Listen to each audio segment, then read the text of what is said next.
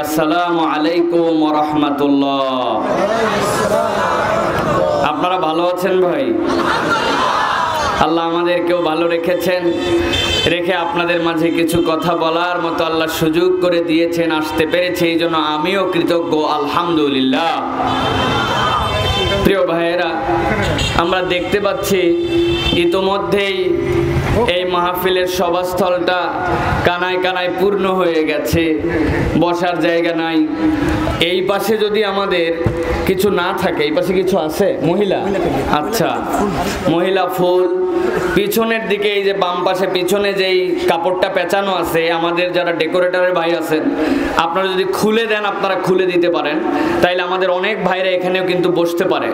আর যারা দাঁড়িয়ে আছেন আপনারা যদি ওখানে বসার মতো ক্যাপাসিটি থাকে, আপনার পর্দাটা খুলে দেন, এই পর্দাটা পেরে দেন, এই পর্দার উপরে বসুক মানুষ। কারণ আমি কথা বললে ঘন্টা দেড়েক তো কমসে কম বলবো, তো এতে তো মনে করেন এত সময় দাঁড়িয়ে থেকে কথা শোনা একটু কষ্ট, ঠিক কিনা ভাই? আল্লাহ রাব্বুল আলামিন আমাদের আশা ভরসাকে কবুল করেন, বলেন আল্লাহুম্মা আমিন। আজকের মাহফিলের আসতে পেরে আপনারা খুশি না বেজার? কম নাকি বেশি? বুঝে নাকি না বুঝে? বুঝে। আপনাদের সাথে আমি ফিলিংস শেয়ার করব, একটু মূল আলোচনায় প্রবেশ করব, তবে তার আগে কিছু ফিলিংস শেয়ার আছে আপনাদের কাছে। এই যে আপনারা বড় গলায় বলেন বুঝে, আমার কেন জানি মনে হয় আমরা বুঝে কিন্তু অর্ধেক বুঝে, পুরা বুঝে না। বলবেন কেন? আমি আপনাদের কাছে ছোট্ট একটা উদাহরণ দেই, তাহলে আপনাদের কাছে বিষয়টা পরিষ্কার হবে। এখানে যারা শিক্ষিত জনগোষ্ঠী তাদের কাছে বলি, বলুন তো, আমি আপনাদের কাছে জিজ্ঞাসা করি, ইউরোপ এবং আমেরিকার কতকগুলা দেশ, যেরকম Australia, Canada, Denmark, Sweden, Italy, France, Spain, এই সকল দেশ যেইগুলার নাম বললাম, এই দেশগুলার নাম কি আপনারা শুনছেন ভাই? একটু কথা বললেন, শুনেছেন? এবার বলেন, দেশগুলির নাম বললাম, এই দেশগুলি আমাদের দেশের যে টাকার দাম, এই টাকার দামের থেকে এদের টাকার দাম কি কম না বেশি? যেইগুলা দেশের নাম বললাম, এইগুলা দেশ প্লেন আবিষ্কার, বৈজ্ঞানিক প্রযুক্তি, নানান ধরনের নতুন নতুন পৃথিবীকে বিস্ময় জাগানীয় মহাজাগতিক তথ্য, মঙ্গল গ্রহে যান পাঠায়া মঙ্গলের ছবি পাঠানো, এইগুলাতে বাংলাদেশের থেকে এই সকল দেশ পিছায়া না আগায়া? যেই সকল দেশের নাম বললাম, এই সকল দেশ চিকিৎসা, ট্রিটমেন্ট, টিকা, নব্য ঔষধ ম্যানেজমেন্ট, আইসিইউ, সিসিইউ, অপারেশনের জন্য বিভিন্ন ধরনের মেডিসিন, এইগুলা আবিষ্কারে যেই সকল দেশ বললাম নাম, এই সকল দেশ পিছায়া না আগায়া? একটু বুঝে বলেন, পিছায়া না আগায়া? এবার বলেন, যেই সকল দেশ ট্রিটমেন্টে আগায়া, টিকায় আগায়া, প্রযুক্তিতে আগায়া, বিজ্ঞানে আগায়া, টাকা পয়সায় আগায়া, হসপিটাল ম্যানেজমেন্টে আগায়া, আইসিইউতে আগায়া, সিসিইউতে আগায়া, অপারেশনে আগায়া, দুনিয়ার অবাক করা বিস্ময়কর বিভিন্ন ধরনের বৈজ্ঞানিক তথ্য উপাত্ত দেওয়াতে আগায়া, এই করোনাকালীন সময়ে এই সকল দেশ করোনার আক্রান্ত এবং মৃতের তালিকায় বুঝে সুঝে বলেন বাংলাদেশের থেকে পিছায়া না আগায়া? ওরা মরাতেও আগায়া, আক্রান্ততেও আগায়া, ঠিক না? কিন্তু হিসাবে কেমন যেন গরমিল হইল না? যারা টিকা আবিষ্কার করে বাংলাদেশে দিল, আমাদের লোক এখন ভাব নিচ্ছে টিকা নিতেও পারি নাও পারি। পেট খারাপ হলে, একটুখানি অসুস্থ হলে, হালকা একটুখানি যদি ডায়রিয়ার ভাব ধরে, তাও বাংলাদেশের লোক বিদেশে ওই সকল দেশে ট্রিটমেন্ট করতে যাইতো, ঠিক না? তো যেই সকল দেশ টিকা, ট্রিটমেন্ট আবিষ্কার সবকিছুতে আগায়া, এখন আবার তারা দেখতেছি করোনাকালীন সময়ে আক্রান্ত এবং মৃতের তালিকাতেও আগায়া। ব্যাপারটা কি? তার মানে বোঝা যায় দুনিয়ার এই বৈষয়িক আগানোই কেবল আগানো নয়, এই আগানোর বাহিরে আরেকটা আগানো আছে, সেইটা হচ্ছে আল্লাহ রাব্বুল আলামিনের রহমত, ঠিক কিনা? যারা আল্লাহর রহমতে আগায়া, তারাই প্রকৃত পৃথিবীতে আগায়া, ঠিক কিনা? প্রিয় মুসলমান, ভালো করে বুঝতে হবে, এখন ইমানের দ্বিতীয় এক ধরনের চোর বের হইছে আমাদের সমাজে।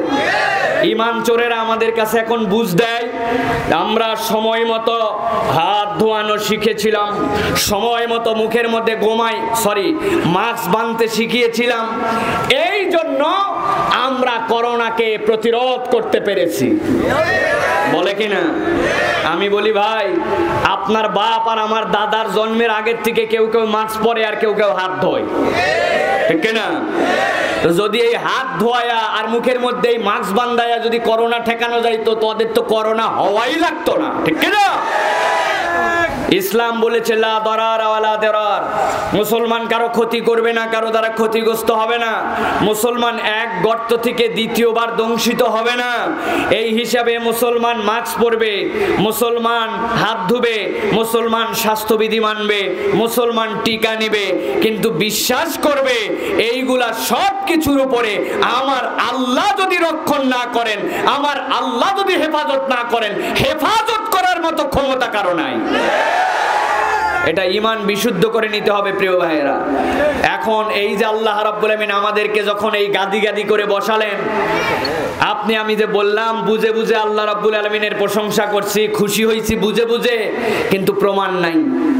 এই মাহফিলের মাইকিং করছে, কি মাইকিং করছে গতকাল কেউ শুনছেন আপনারা? উজাল খলসি হাই স্কুল ময়দান দুর্গাপুরে ১৬তম ঐতিহাসিক তাফসীরুল কোরআন মাহফিলে, আগামীকাল শনিবারের মাহফিলে, ২১শে ফাল্গুনের মাহফিলে দলে দলে যোগ দেন। শুনছেন না ভাই? কি পরিমাণ আপনাদেরকে পামপট্টি দিছে, দলে দলে যোগ দেন, জিকিরের সাথে যোগ দেন, দুজাহানের কামিয়াবি হাসিল করুন, বলছে না ভাই? কেন এই কথা বলছি? আপনারা এসে বসার জায়গা পাচ্ছেন না, হাজারে হাজার লোক আপনারা আসছেন, ঠিক একই মুহূর্তে সবাই এই পৃথিবীর কতগুলা দেশের মধ্যে সরকার মাইকিং করেছে, খবরদার দুইজন ব্যক্তি সামাজিক দূরত্ব না মেনটেন করে পাশাপাশি আসবেন না। তিনজন একত্রিত যদি হইছেন তাইলে আপনাদেরকে প্রথমে সতর্ক করা হবে, কথা যদি না শোনেন তাহলে পুলিশের হাতে ইলেকট্রিক হান্টার দেওয়া হয়েছে। আমাদের পুলিশের হাতে থাকে কাঠের লাঠি, ওদেরটা আছে ইলেকট্রিক লাঠি। ইলেকট্রিক লাঠির মজাটা ভিন্ন। ওই লাঠি দিয়ে বলছে ভাই বলা হয়েছিল তিনজন এক জায়গায় হবেন না, করোনার অবস্থা খারাপ, কথা শুনতেছেন না, এখনই দূরে যান। ওরা বলছে শুনলাম না তোমার কথা, যেই না বলছে এই কথা, হাতের ইলেকট্রিক লাঠি ঠেকাতে দেরি এরকম কাটে উঠছে, ভয়ের ঠেলায় দৌড়ে বাড়ির মধ্যে। একটু কল্পনা করেন, একই দুনিয়ায় থাকি, একই পৃথিবীতে বসবাস করি, এক দলার লোক, এক দেশের লোক তিনজন একত্রিত হতে পারে না, আর এক জায়গার মানুষ গাদাগাদি করে বসে শেষ করতে পারে না। আপনি কোথায় আছেন? কোথায় আছেন আপনি? কল্পনা করেন, আপনি আল্লাহর জান্নাতের মতো জায়গায় এখন পর্যন্ত আছেন, ঠিক না? এই দেশ আল্লাহ রাব্বুল আমিন রহমত করে আপনাকে আমাকে হেফাজত করেছেন। এখন পর্যন্ত আমরা যে অবস্থায় আছি এটা পুরো পৃথিবীর মানুষ কল্পনার মধ্যেও নিতে পারছে না। বান্দা যদি এখনো বুঝে বুঝে আল্লাহর হামদ না করে তাহলে এই বান্দা আর আল্লাহর কৃতজ্ঞ কখনো নাও হতে পারে, ঠিক কি না? কিন্তু কোথায় কৃতজ্ঞতা ভাই? কৃতজ্ঞতা তো নাই আমাদের মধ্যে। বলবেন বলেন কি হুজুর, আমরা যখন তখন খালি আলহামদুলিল্লাহর হালতেই আছি। কোথায় কোথায় আলহামদুলিল্লাহ। হুজুর সাহেব জিজ্ঞাসা করছে এশার নামাজের পর একজন ব্যবসায়ীর সাথে দেখা হয়েছে, ভাই কেমন আছেন, দোকান টোকান তো বন্ধ করে যাচ্ছেন? বলে আলহামদুলিল্লাহ ভাই, আজকে দুর্দান্ত ব্যবসা হয়েছে, আল্লাহ দিছে, আলহামদুলিল্লাহ। ব্যবসায়ী সাহেব আলহামদুলিল্লাহ বলে চলে যাচ্ছে, কিন্তু সকালবেলা যখন দোকান খুলছে, দোকান খোলার পরের থেকে মিথ্যা দিয়ে ব্যবসা তার শুরু হয়েছে। 11টার সময় কাস্টমার ধরার জন্য চালাকি করে বলছে আপনি আমার বউনির কাস্টমার বলে এই দামে দিলাম। 2 নম্বর মাল এনে বলে 1 নম্বর বলে আপনার কাছে দিলাম। আনে চায়না বলে জাপানি, ওজনের মধ্যে ফাঁকি দেয়। ডাল যেগুলা চাইনিজ আছে, ইন্ডিয়ান আছে, বাংলাদেশের সাথে মিশায় মানুষকে ধোকা দেয়। বিকালবেলার কাস্টমারকে বলে আপনার মতো পরিচিত লোক পাইলাম বলে কেনা দামে বিক্রি করলাম, এই বলে 200-400 টাকার মুনাফা করে। রমজান আসার আগে যেইগুলা পণ্য হাজি মুসলমানদের লাগবে, যেইগুলা পণ্য এলাকাবাসী রোজাদারদের লাগবে, ওই লোক আগের থেকেই গুদামজাত করে করে মুসলমানদেরকে কষ্ট দেওয়ার প্রিপারেশন নাই। এশার নামাজের পরে ওই ব্যবসায়ী বলে সারাদিন ব্যবসা ভালো করছে, আলহামদুলিল্লাহ। হয়েছে নাকি? আলহামদুলিল্লাহ হয়েছে। কিসের আলহামদুলিল্লাহ বলতেছেন আপনি? আপনি তো বললেন বুঝে বুঝে বলছেন আলহামদুলিল্লাহ। ভালো করে বুঝেন, ব্যবসায়ীর আলহামদুলিল্লাহ বুঝতে হলে আপনাকে প্রথমে জানতে হবে এই করোনাকালীন মহামারীর সময়ে বাংলাদেশে একজন ব্যবসায়ী ছিলেন। ঢাকা শহরের 20 ভাগ জমির 1 ভাগ তার। হালাল অ্যারোমেটিক কসমেটিক সাবান আপনারা যেটা ব্যবহার করা শুরু করেছিলেন, এই সাবানের প্রযুক্তি তার আনা। বাংলাদেশের সব টাকা পয়সাওয়ালাকে যোগ দিলে 10 জনের 1 জনের টাকা তার।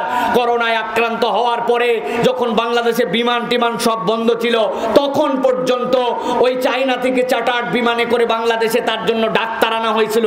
1 বিমান ভর্তি। করোনায় মৃত্যু লেখা আছে, মৃত্যু ঠেকাতে পারেনি। আপনার বুঝতে হবে এত বড় কোটি মিলিয়ন ট্রিলিয়ন টাকার ব্যবসায়ী হাওয়া হয়ে গেল। আমি তো কোন ব্যবসায়ী চুনাপুটি, আমার আবার কিসের গরম? আল্লাহ, তুই আমারে যে এখন পর্যন্ত হেফাজত করে রেখেছিস, এতে আমি তোর প্রতি কৃতজ্ঞ হতে চাই। রিয়ালি তোর কাছে আমি খুশি হতে চাই, বুঝে সুঝে আলহামদুলিল্লাহ বলতে চাই। আমি আর 2 নম্বর ব্যবসা করব না, ওজনে ফাঁকি দিব না, 2 নম্বর মাল 1 নম্বর বলে চালাবো না, মানুষের সাথে ধোঁকাবাজি করব না। আমি এমন পণ্য মানুষের জন্য রিজার্ভ করে করে কষ্ট দেওয়ার নিয়তে আর কখনো পণ্য রিজার্ভ করব না। আল্লাহ, এখন থেকে আমি নবীন, সিদ্দিকিন, শুহাদা, সালেহিন তাদের সাথে চলার উপযুক্ত মানুষ হওয়ার নিমিত্তে ব্যবসায়ী হওয়ার শপথ নিলাম। This is the Real meaning of আলহামদুলিল্লাহ। ঠিক না? কি আলহামদুলিল্লাহ আপনি বলছেন? প্রিয় ভাইয়েরা, প্রিয় যুবক, তোমাদের সঙ্গে জিজ্ঞাসা করা হয় যদি, আমাদের ফ্যান ফলোয়াররা তো যুবক, ঠিক কিনা? আসছি এই মাঠে প্রথম, কিন্তু এখানে একজন যুবক নাই সাইফুল্লাহর চেহারা না দেখে এখানে আসছে। ওরা জানে সাইফুল্লাহ ভাই কি বলে, কেমন বলে, কি বলতে জানে, এটা ওরা জানে। জানে কি না? এই জানে জন্যই আমাদের কাছে সবসময় 2 কানের মধ্যে সবসময় আমাদের মাইক লেগে থাকে। আমি তো মুখ দিয়ে বলি, এর আসার আগ পর্যন্ত ভাই একটু নরম করে, একটু ঠান্ডা ঠান্ডা না, আমার তবিয়তেই যে ঠান্ডা নাই। প্রিয় ভাইয়েরা, যুবক, এত ভালোবাসা, এত মহাব্বত, তোমাদের কাছে যদি জিজ্ঞাসা করা হয় করোনাকালীন সময় কেমন আছো, কই হুজুর আমাদের তে ভালো কেউ নাই, বাপের হোটেলে খাই, কোনো চিন্তা নাই, মোবাইলে মেগাবাইট উঠাই, ডানে ঠেলি উপরে ঠেলি, ডানে ঠেলি বামে ঠেলি, অটো পাস পাইছি, আমাদের তে ভালো কেউ আছে নাকি? ঠিক না? প্রিয় ভাইয়েরা, তুমি তো ভালো আছো বলছো, কিন্তু এই আলহামদুলিল্লাহ তোমার যে হচ্ছে না, তুমি একবার ভেবেও দেখো নাই? বাপ মা তোমার প্রতি অসন্তুষ্ট, তুমি বাপ মার সাথে সুন্দর করে কথা বলো না, তুমি বেয়াদবি করে পিতা মাতার সাথে, তুমি একটু পড়ালেখা শিখেছো, স্কুলে গেছো, কলেজে গেছো, তাদের সাথে তুমি তুচ্ছ তাচ্ছিল্য করে কথা বলা। মসজিদে আজান হয়, তুমি মসজিদে নামাজ পড়তে যাও না, মুরব্বীরা ভয়ে তোমাকে শাসন করে না, কারণ এমন বেয়াদবি কথা বলবে শেষ পর্যন্ত মুরব্বীর ইজ্জত থাকবে না। এলাকার একটা মহিলা যায়, তোমার চোখ তার দিক থেকে ফেরে না। তুমি মোবাইলের মধ্যে হারাম ছাড়া অন্য কিছু দেখো না, কথায় কথায় গালি দাও। তোমার প্যান্টের কাট, তোমার চুলের ছাট, তোমার গায়ের ড্রেস দেখে মুসলমান সন্তান তোমার মনে হয় না। তোমার চলাফেরা, আচার আচরণ ইসলাম এবং মুসলমানের পক্ষে নয়। তোমাকে নিয়ে সমাজ, রাষ্ট্র, আল্লাহ রাব্বুল আলামিনের ফেরেশতা পর্যন্ত তোমাদের প্রতি বিরক্ত। গাঁজাখোর, ইয়াবাখোর, বিড়িখোর ছাড়া তোমার বন্ধুত্ব নাই। তোমার আচার আচরণ দেখলে মুসলমান যুবক মনে হয় না। তুমি আবার বলো করোনার সময় ভালো আছি আলহামদুলিল্লাহ, তোমার আলহামদুলিল্লাহ হয় নাই, হয় নাই। বুঝে নাও, তোমার আলহামদুলিল্লাহ হয় নাই। প্রিয় ভাইয়েরা, তোমার আলহামদুলিল্লাহ কি ভালো করে বোঝো। এই উন্নত দেশে প্রত্যেক দিন, আজকেও জাপানে, আজকেও ফ্রান্সে, আজকেও ইংল্যান্ডে 1700-র উপরে মানুষ মারা গেছে। আর তোমার আমার মতো যুবক কত হারাই গেল। আল্লাহ, তুমি যদি ধরতে চাইতে আমার মতো এরকম চুনাপুটি লোকরে ঢেকানো কোনো উপায় ছিল, যখন তখন শেষ হয়ে যেতে পারতাম। তুমি তোমার দয়া দিয়ে 1 বছর হয়ে গেল, গত মার্চের থেকে এই মার্চ, তুমি এখন পর্যন্ত আমারে সুস্থ রেখেছো। আল্লাহ, আমি কেমনে তোমার কৃতজ্ঞ বান্দা হব? আল্লাহ, আপনি যদি কৃতজ্ঞ হতে চান, রিয়ালি যদি আল্লাহর কাছে আলহামদুলিল্লাহ বলতে চান, আপনাকে শপথ নিতে হবে যে আল্লাহ, আজকের থেকে আমি আমার জীবনকে ইউটার্ন দিলাম। আজকের থেকে পিতামাতা আমার অশিক্ষিত হোক, শিক্ষিত হোক, কম বুঝুক, বেশি বুঝুক, মূর্খ হোক, আল্লাহ বাপ মার সাথে কখনো আর ঝাড়ি মেরে হাকার দিয়ে বেয়াদবি করে কথা বলবো না। আল্লাহ মুখ থাকবে মিথ্যা কথা বলবো না। আল্লাহ গালি দেওয়া ছেড়ে দিলাম, মহিলাদের দিকে আমার এই কুদৃষ্টি পড়বে না। মসজিদে আজান হবে, মসজিদ ছাড়া আমার অন্য কোনো দিকের সম্পর্ক থাকবে না। এখন থেকে আমি ইসলামের পক্ষে চলার চেষ্টা করব। টাকনুর নিচে আর কাপড় পরবো না, উতাল পাতাল জামা কাপড় যেটা ইহুদি নাসারাদের সাথে সামঞ্জস্যশীল এইরকম আমি বেয়াদব হব না। মোবাইল থাকবে হারাম আর দেখবো না। আল্লাহ এখন থেকে আমি ইসলামের পক্ষে, ইসলামের কল্যাণের পক্ষে, কোরআন সুন্নাহর পক্ষে চলার মতো একজন যুবক হয়ে আপনার রাস্তায় চলার জন্য নিজেকে উৎসর্গ করলাম। এটাই হচ্ছে একজন যুবকের জন্য করোনাকালীন সময়ে প্রকৃত আলহামদুলিল্লাহ। আমার কথা পছন্দ, কোনো সমস্যা নাই, কিন্তু আপনাকে এটা স্বীকার করতে হবে যে এইভাবে না বললে আপনার আপনার আল্লাহর প্রতি কৃতজ্ঞতা হচ্ছে না। মুরব্বীরা আপনাদের অবস্থা কি বাবা? মুরব্বীদের ব্যাপারে তো কিছু বলাই যাবে না, কারণ তারা আমাদের মাথার তাজ, তাদেরকে সম্মান করতে হবে। কিন্তু আফসোস করে বলতে হয়, মুরব্বীদেরকে যদি জিজ্ঞাসা করেন কেমন আছো, শেষ বয়সে একটু দাড়ি ছেড়ে দিছে, লম্বা একখান জুব্বা লাগাই দিছে, পান খাওয়ায় ডবল জোর দিছে, আগে দাঁতগুলা মণিমুক্তার মতো ছিল, এখন তরমুজের বিসি বানাইছে, বানাইয়া একটা খিলাল দিয়ে মুখ খিলাল করতে করতে আসরের নামাজের পর চায়ের স্টলে যায় বসে পড়ছে। ডান পাশে বসছে গীবত কমিটির সভাপতি, বামে বসছে গীবত কমিটির সেক্রেটারি, উনি হচ্ছে ক্যাশিয়ার। এরপরে শুরু হয়ে গেল অমুক হুজুরের কি হলো, তুমুক দলের কি হলো, তুমুক ইমাম সাহেবের কি হলো, ওই নেতার কি হলো, ওই নেতার বইয়ের কি হলো, তার বাড়ির কি হলো, এই সকল গীবত গিল্লা ফালতু কথা, মিথ্যা কথা। এখন পর্যন্ত স্ত্রীর সাথে আচরণ সুন্দর হয় নাই, ছেলের বউ উনার প্রতি খুশি না, উনি এখন পর্যন্ত ছেলে বাচ্চা কাচ্চা উনারে দেখে মসজিদে যাওয়ার পরিবর্তে মসজিদ থেকে আরো বের হয়ে যায়। এলাকার মানুষজন সামনে কিছু বলতে পারে না, পিছনে দেখলেই বলে বুড়া মরে না কেন, এইরকম আচরণ করে ঘুরে বেড়ায়, আর উনি বলতেছে আলহামদুলিল্লাহ ভালো আছি। আলহামদুলিল্লাহ হয় নাই বাবা আপনার।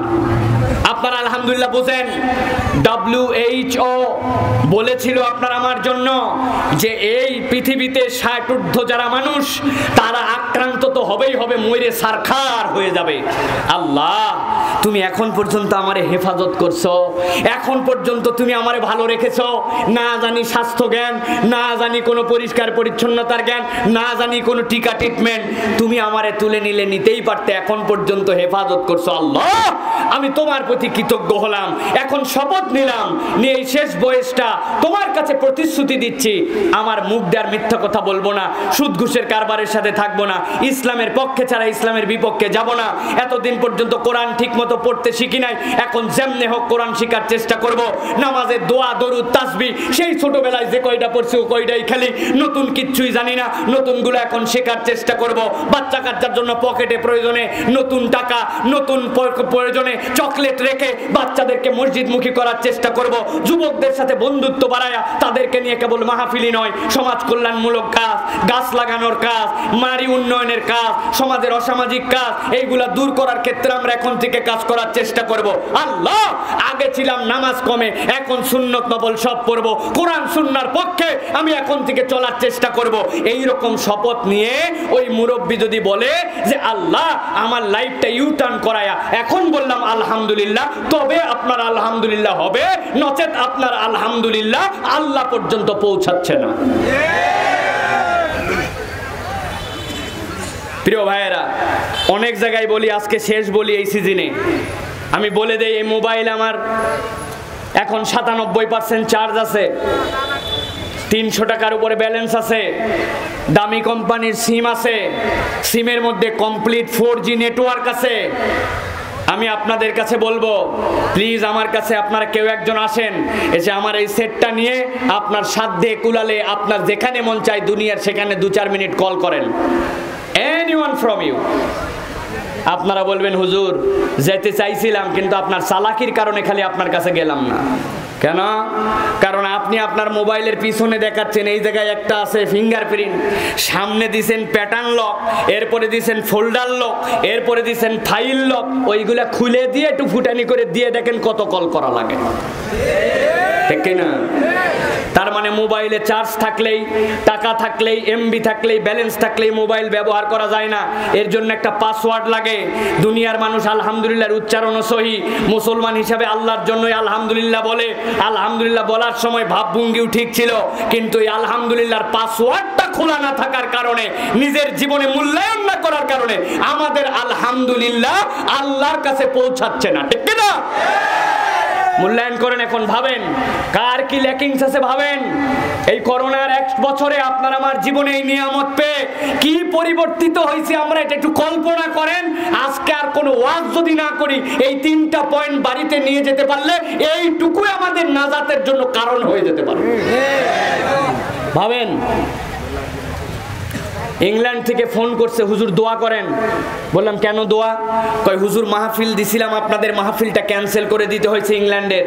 হুজুর মন খারাপ করেন না, মনে করেন না চালাকি করতেছি। হোয়াটসঅ্যাপের মধ্যে যেই হলটা বুক নিছিল ওই হলটার ক্যান্সেলের লেটার পর্যন্ত পাঠাইছে। কেন ক্যান্সেল হলো?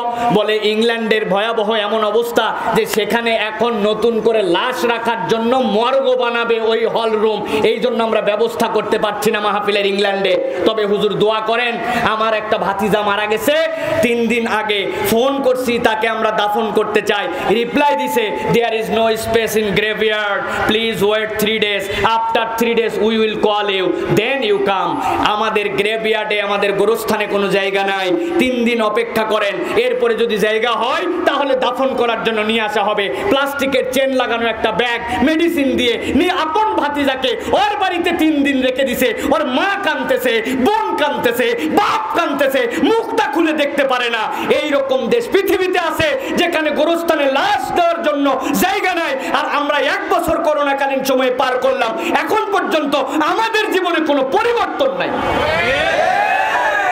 ওই আগের মানুষই এখন আছে। আগেও বেনামাজি ছিল, এখনো বেনামাজি। 1 বছর আগেও 3 সূরা, এখনো 3 সূরা। 1 বছর আগেও নামাজের অর্থ কিছু জানতো না, এখনো তাই। 1 বছর আগেও বেয়াদব, এখনো বেয়াদব। এখন বলেন, বুঝে আপনারা কি খুশি নাকি না বুঝে খুশি? এইবার লাইন মতো আসছেন, তাহলে এখন বোঝা যাবে কিছু ডোজ দিলে আমাদের কাজ হবে। রোগী আগেই আমি একদম ফুল সুস্থ আছি, ওরা ডাক্তার দেখানোর দরকার আছে? এখন বোঝা যাচ্ছে হ্যাঁ আপনি আমরা সবাই আমাদের কিছু রোগ আছে, এই রোগগুলা টু দা পয়েন্ট এখন সারানো দরকার, ঠিক না? রাজি আছেন তো আপনারা?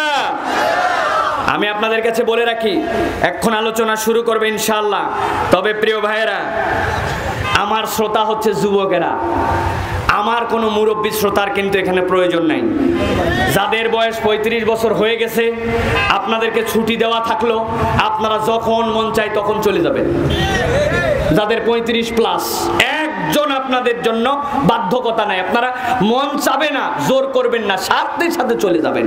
কিন্তু যাদের বয়স 35-এর নিচে আছে, মন চাক আর না চাক, ভালো লাগুক আর না লাগুক, আমি যতক্ষণ তোমারে থাকতে হবে ততক্ষণ, ঠিক না? একটা যদি যায় ঠেকায় ফেলবেন এটারে, ঠিক আছে? করে ধরে ফেলবেন, একবারে ধরে ফেলবেন। সাইফুল্লাহ ভাই বলছে, তারপরে বাকিটুকু আমি যা বলবো যা হয় হবে। রাজি আছেন তো ইনশাআল্লাহ? কাদের বয়স 35 হয় নাই হাত উঁচু করেন দেখি। আন্ডার 35, 35-এর নিচে যারা 2 হাত তোলেন, টান টান করে তোলেন। 35-এর নিচে যারা, চাচার বয়স কত হয়েছে? দাড়ি পাইকে গেছে। 35 যাদের হয় নাই হাত তুলছেন, টান করে তোলেন, টান টান করে। মুরব্বীরা চুপচাপ থাকবেন। আলোচনা শুরুতে যাদের বয়স 35-এর নিচে তারা একটা শুধু তাকবীর দিবে। রাজি আছো? মুরব্বীরা চুপচাপ থাকেন, আপনাদের ওয়াজও নাই, আওয়াজও নাই। লিল্লাহে তাকবীর। হাত নামাও। এদের তাকবীর শুনছেন মুরব্বীরা? হ্যাঁ, কতগুলা যুবক মিলে তাকবীর দিছে। হ্যাঁ, মুরব্বীদেরকে তারা পছন্দই করে না, চিন্তা করছে মুরব্বীরা সব শেষ বোধহয় না। মুরব্বীরা আপনারা একটা তাকবীর দিয়ে দেখাতে পারবেন যে আপনারা এখনো আছেন মাঠে? পারবেন বাবা? যাদের বয়স 35-এর উপরে এখন, তারা শুধু একটা তাকবীর দিবেন। রেডি আছেন আপনারা? আপনারা বলেন তো একটা তাকবীর দেবো, দেবেন? দেখি এবার শুধু মুরব্বীদের তাকবীর। লিল্লাহে তাকবীর। আলহামদুলিল্লাহ, আলহামদুলিল্লাহ, আলহামদুলিল্লাহ, বলেন আলহামদুলিল্লাহ। আল্লাহ কবুল করবেন, আল্লাহুম্মা আমিন। প্রিয় ভাইয়েরা, আমরা সংক্ষিপ্ত সময়ে আজকে কোরআনুল কারীমের কতগুলো সূরা থেকে, বিশেষত 3টা আলাদা আলাদা সূরা থেকে একটা বিষয়ের উপরে কথা বলবো ইনশাআল্লাহ। সে বিষয়টা হচ্ছে আল্লাহ রাব্বুল আলামিন তাবৎ পৃথিবীর মানুষের জন্য এক দয়াময় রব। আল্লাহর দয়ার নানান ক্ষেত্র আমাদের কাছে প্রকাশিত, কিন্তু আল্লাহ রাব্বুল আলামিনের একটা দয়া, এটি হচ্ছে আমরা রিয়ালাইজ করি না, এটা ফিল করি না। সেটা হচ্ছে যে দুনিয়ার থেকে যাওয়ার পরে যখন আমরা একটা জীবনের সামনে উপনীত হব, যেই জীবনে আল্লাহ রাব্বুল আলামিন আপনার আমার জন্য এই দুনিয়ার জীবনের বিচার আচার করবেন, আল্লাহ রাব্বুল আলামিন আপনার আমার হিসাব নিকাশ করবেন, করার পরে রব্বুল আলামিন আপনার আমার জন্য এমন একটা ডেস্টিনেশনে আমাদেরকে পাঠাবেন যেটার ব্যাপারে রাসূল বলছেন মা লা আইনুন রাআত ওয়ালা উযনুন সামিআত ওয়ালা খাতারা আলা কলবি বাশার। দুনিয়ার মানুষ চোখে যা দেখে নাই, কানে যা শুনে নাই, অন্তরে যা কল্পনা করতে পারে না, এর থেকেও বড় একটা সৌন্দর্যমণ্ডিত একটা পরিবার জান্নাত। সেই জান্নাতে রব্বুল আলামিন পাঠাবেন সব মানুষকে, কিন্তু ওই দিবসে আল্লাহর সামনে কতগুলা মানুষ নানান বিষয় নিয়ে আটকায় যাবে। আটকায় যাওয়ার পরে আল্লাহ রাব্বুল আলামিন তাদের জন্য বিচার করবেন।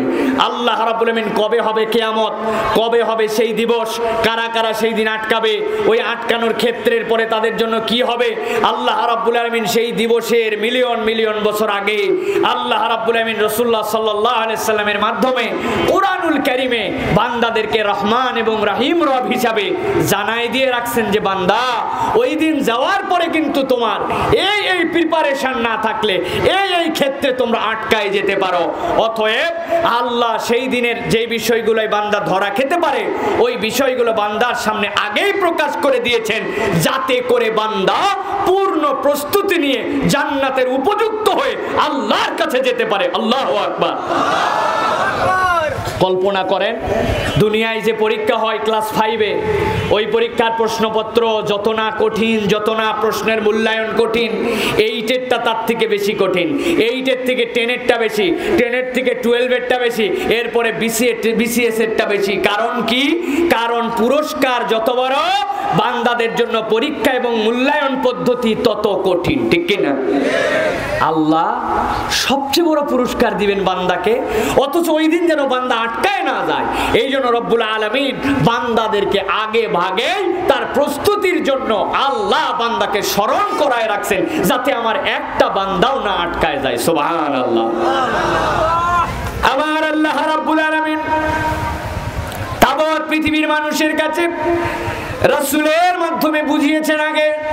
দুনিয়ার মানুষ, দুনিয়ায় একটা কথা প্রচলিত আছে আমাদের সমাজে, আমরা বলি জীবন একটাই, এই জীবনটা যদি তুমি উপভোগ করতে চাও, এই জীবনটাই তুমি উপভোগ করে শেষ করে নাও, কারণ মৃত্যু যেই না চলে আসবে এই জীবনটা তো শেষ হয়ে যাবে। কিন্তু ইসলাম বলছে আপনার আমার জন্য ভিন্ন কথা। ইসলাম বলছে আল্লাহ রাব্বুল আমিন যখন রূহের জগতে রূহকে সৃষ্টি করলেন, করার পরে জিজ্ঞাসা করলেন আলাস্তু বিরাব্বিকুম, আমি কি তোমাদের রব নই? সব রূহগুলা বলল হ্যাঁ তুমি আমাদের রব আল্লাহ। আল্লাহ এরপরে যেই রূহগুলাকে মনোনীত করে পিতামাতার নসলে দুনিয়াতে পাঠালেন, দুনিয়াতে তার নির্ধারিত মেয়াদ যখন অতিক্রম করবে, এই মেয়াদ অতিক্রম করার পরে রব্বুল আমিন মৃত্যু নামক একটা যানবাহন তার কাছে প্রেরণ করে দিবেন। ওই মৃত্যু নামক যানবাহনে চড়ে ওই রূহটাকে আল্লাহ রাব্বুল আমিন পরকালীন জীবনে পার করে নেবেন। পরকালীন জীবনে যখন ওই রূহটা আবার পার হয়ে যাবে, আল্লাহ পুনরুত্থিত করবেন, করার পরে ওই জীবনটা যেইটা আলমে আরওয়াতে সৃষ্টি করা হয়েছিল, আল্লাহ জান্নাতের ডেস্টিনেশন দেখায় খালিদিনা ফিহা, এখানে চিরস্থায়ীভাবে ঢুক, এখানে তোর মৃত্যু নাই। অথবা জাহান্নামের শাস্তির জন্য সিলেক্ট করে তাকে জাহান্নামে পাঠানো হবে। আল্লাহ বলছেন সেখানে মৃত্যু নাই, সেখানেও জীবনটা থেকে যাবে। তাহলে যেই রূহটা সৃষ্টি হলো সেই আলমে আর রোহাতে ইসলামী পরিভাষা আল্লাহ এবং তার রাসূলের ভাষ্য অনুযায়ী ওই রূহটাকে আল্লাহ আর কখনোই শেষ করবেন না। সুবহানাল্লাহ। আমার আল্লাহ রাব্বুল আমিন বলছেন দুনিয়ার মানুষ, তোমার এই দুনিয়ার জীবনের শেষে আল্লাহর সামনে যেই দিন যে হিসাব নেওয়া শুরু করবেন। ওই হিসাবের ময়দানে আল্লাহর সামনে বান্দারা নানান বিষয় নিয়ে আটকায় যেতে পারে। রব্বুল আমিন বলছেন আল্লাহর সামনে হাজির হওয়ার পরে একটা শ্রেণীকে রাসূল আপনি দেখতে পাবেন সূরা আনামের 27 নম্বর আয়াতের মধ্যে আমার নবীর প্রতি আয়াতে কারিমা অবতীর্ণ করে আল্লাহ রাব্বুল আমিন তাদের পরিচয় তুলে ধরলেন। আল্লাহ বলছেন রাসূল আপনি দেখেন তো কি বলা হয় এখানে, ওয়ালাউ তারা ইয উকিফু আলান নারি ফাকালু ইয়া লাইতানা নুরাদ্দু ওয়ালা নুকাযযিবা বিআয়াতি রাব্বিনা। আমার আল্লাহ রাব্বুল আমিন বলছেন রাসূল ওই দিন আপনি একটা শ্রেণীকে দেখতে পাবেন ওয়ালাউ তারা ইয উকিফু আলান নার,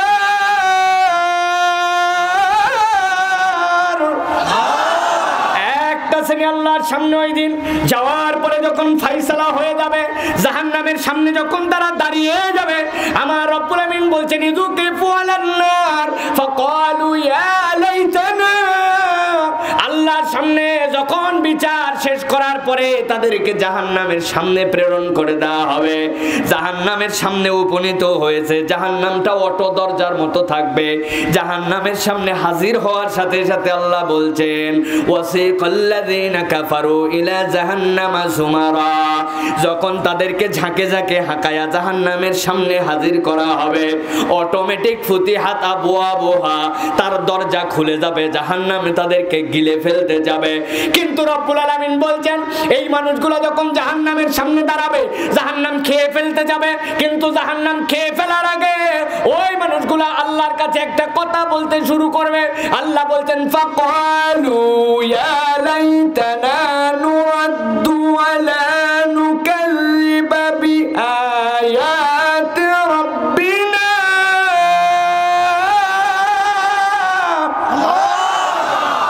আমার আল্লাহ রাব্বুল আমিন বলছেন একসাথে সমস্বরে তারা বলতে শুরু করবে ফাকালু ইয়া লাইতানা, আয় রব্বুল আমিন আমাদের আজকে আফসোস, আমাদের আজকে বড় বেশি দুর্ভোগ, আমরা আজকে বড় বেশি আফসোস করতেছি তোমার কাছে। কেন আফসোস করো আমাদের কাছে?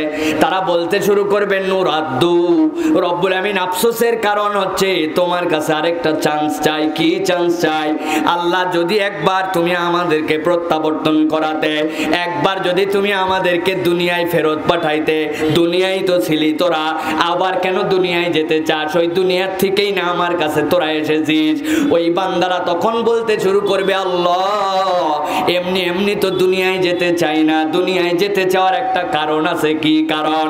আল্লাহর কাছে তারা বলবে ওয়ালা নুকাযযিবা বিআয়াতি রাব্বিনা, আল্লাহ এবার আগের বার একটা ভুল করে আসছি, যদি যেতে পারি এইবার আর সেই ভুলটা করব না। কি ভুল করে আসছিস? আল্লাহ দুনিয়ায় থাকতে তোমার কত বিধান, তোমার কত আয়াত বুদ্ধি বিবেচনার সাথে যেটা আমার গিয়েছিল সেইটা মেনেছিলাম, আর যেটা আমার বুদ্ধি বিবেচনার সাথে যায় নাই সেই আয়াতগুলা আমি অস্বীকার করে ফেলেছিলাম, এইটা একটা আমার ভুল ছিল। এবার যদি তুমি একবার আমাকে ফেরত পাঠাও, আমরা ওয়াদা করতেছি তোমার একটা আয়াত আর অস্বীকার করে আসবো না, সব আয়াতের প্রতি বিশ্বাস করে আসবো। চিৎকার করে উত্তর দেন তো আল্লাহর কাছে আবেদন করলে ওই কিয়ামতের দিনে কি আবেদন মানা হবে? মানা হবে? তাহলে তাদের দোষ কি? তারা কেন দুনিয়ায় ফেরত যেতে চায়? আল্লাহ বলছেন তাদের দোষ হচ্ছে ওয়ালা নুকাযযিবা বিআয়াতি রাব্বিনা, তারা দুনিয়ায় যেতে চায় কারণ তারা দুনিয়ার বুকে প্রকারান্তরে কোরআনকে, আল্লাহর বিধানকে তুচ্ছ তাচ্ছিল্য করে দুনিয়ার বুকের থেকে অস্বীকার করে এসেছিল। আল্লাহর কাছে আজকে ফেরত যেতে চায়, কিন্তু আল্লাহ বলছেন আর কোনো আজকের দিনে যাওয়ার সুযোগ নাই। ঠিক না? প্রিয় মুসলমান ভালো করে বুঝেন, এই যে কোরআনুল কারীম আমাদের সামনে আছে, একটা ব্যক্তি কোরআনুল কারীমের একদম শুরু থেকে আলহামদুলিল্লাহ থেকে শুরু করে সূরা নাস পর্যন্ত পুরোটা বিশ্বাস করে, বুঝুক বা না বুঝুক, মাথায় কাজ করুক বা না করুক, তার আকলে ধরুক বা না ধরুক, কোরআনের যা বিধান আছে একজন মানুষ সবটুকু বিশ্বাস করে, সবটুকু স্বীকার করে। বুঝে থাকলে বলেন তো, সবটুকু বিশ্বাস সবটুকু স্বীকার যদি কেউ করে, তাহলে আল্লাহ এবং তার রাসূলের পরিভাষা অনুযায়ী সে কত পার্সেন্ট মুসলমান? 100%, ঠিক কিনা? কত পার্সেন্ট? 100%। আরেকজন ভদ্রলোক আছে, উনি অনেক গবেষক মানুষ, অনেক আধুনিক মনস্ক মানুষ, অনেক চিন্তা চেতনা করা লোক, এই জন্য উনি পুরা কোরআনুল কারীমই মানে, তবে কিছু কিছু কথাবার্তা আছে, প্রথম থেকে 15 পারা পর্যন্ত তার কত ক্ষেত্রে বক্তব্য আছে। তবে সুবহানাল্লাযী আসরা বিআবদিহি লাইলাম মিনাল মাসজিদিল হারাম ইলাল মাসজিদিল আকসা, এখান থেকে সূরা নাস পর্যন্ত পুঙ্খানুপুঙ্খ বিশ্বাস করে, কিন্তু আগের 15 পারার ব্যাপারে কিছু বক্তব্য, কিছু চিন্তা তার আছে। এইরকম অর্ধেক কোরআন শরীফ যদি কেউ স্বীকার করে আর বিশ্বাস করে, তাহলে সে হচ্ছে কত পার্সেন্ট মুসলমান? 50%, ঠিক না? কত পার্সেন্ট? আরেকজন লোক 20% বিশ্বাস করে শেষের 10 পারা, তাহলে সে হচ্ছে 20%, তাই নাকি? ভালো করে বুঝে নেন, পুরা কোরআনুল কারীমের শুরু থেকে শেষ একদম বিশ্বাস করে, বুঝে না বুঝে সবগুলো স্বীকার করে, সে হচ্ছে 100% মুসলমান। আর পুরা কোরআনুল কারীম বিশ্বাস করে, কিন্তু একটা আয়াতের একটা হরফ বিশ্বাসের ক্ষেত্রে তার বক্তব্য হচ্ছে এই হরফের নোক্তাটা আল্লাহর পক্ষ থেকে হতেও পারে আবার নাও পারে। পুরা কোরআন স্বীকার করে, একটা নোক্তার ব্যাপারে তার বক্তব্য আছে, কোরআন সুন্নাহ অনুযায়ী সে হচ্ছে 0% মুসলমান, ঠিক না? তাহলে প্রিয় মুসলমানেরা, ওই দিন আল্লাহর সামনে যখন যে দাঁড়াবে, দাঁড়ানোর পরে দেখা যাবে কতকগুলা নামাজি, কতকগুলা হাজি, কতকগুলা রোজাদার আল্লাহর সামনে দাঁড়ায় গেছে। আল্লাহকে বলছে, ওয়ালা নুকাযযিবা বিআয়াতি রাব্বিনা,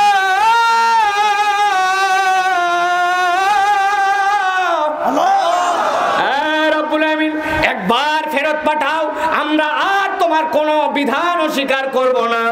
ওই নামাজি, ওই হজকারী, ওই রোজাদার কেমন ওই দিন আটকাবে?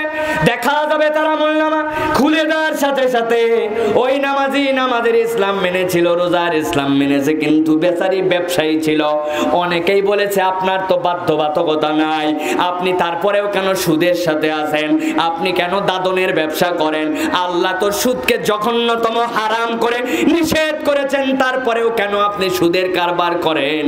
ওই ব্যক্তি নামাজি, ওই ব্যক্তি রোজাদার, ওই ব্যক্তি হয়তো বা হাজি, কিন্তু সে সাথে সাথে বলছে, আরে মিয়া, 1450 বছর আগে ব্যাংক ছিল না, বীমা ছিল না, আধুনিক ব্যাংকিং সিস্টেম ছিল না, এলসি সিস্টেম ছিল না, তখনকার সমাজে না চাইলে ব্যাংক, বীমা, সুদ ঘুষের কারবার ছেড়ে দেওয়া যাইত, কিন্তু এখনকার সমাজে সবই ঠিক আছে, কিন্তু সুদ ছাড়া ভাই অর্থনীতি চালানো সম্ভব নয়।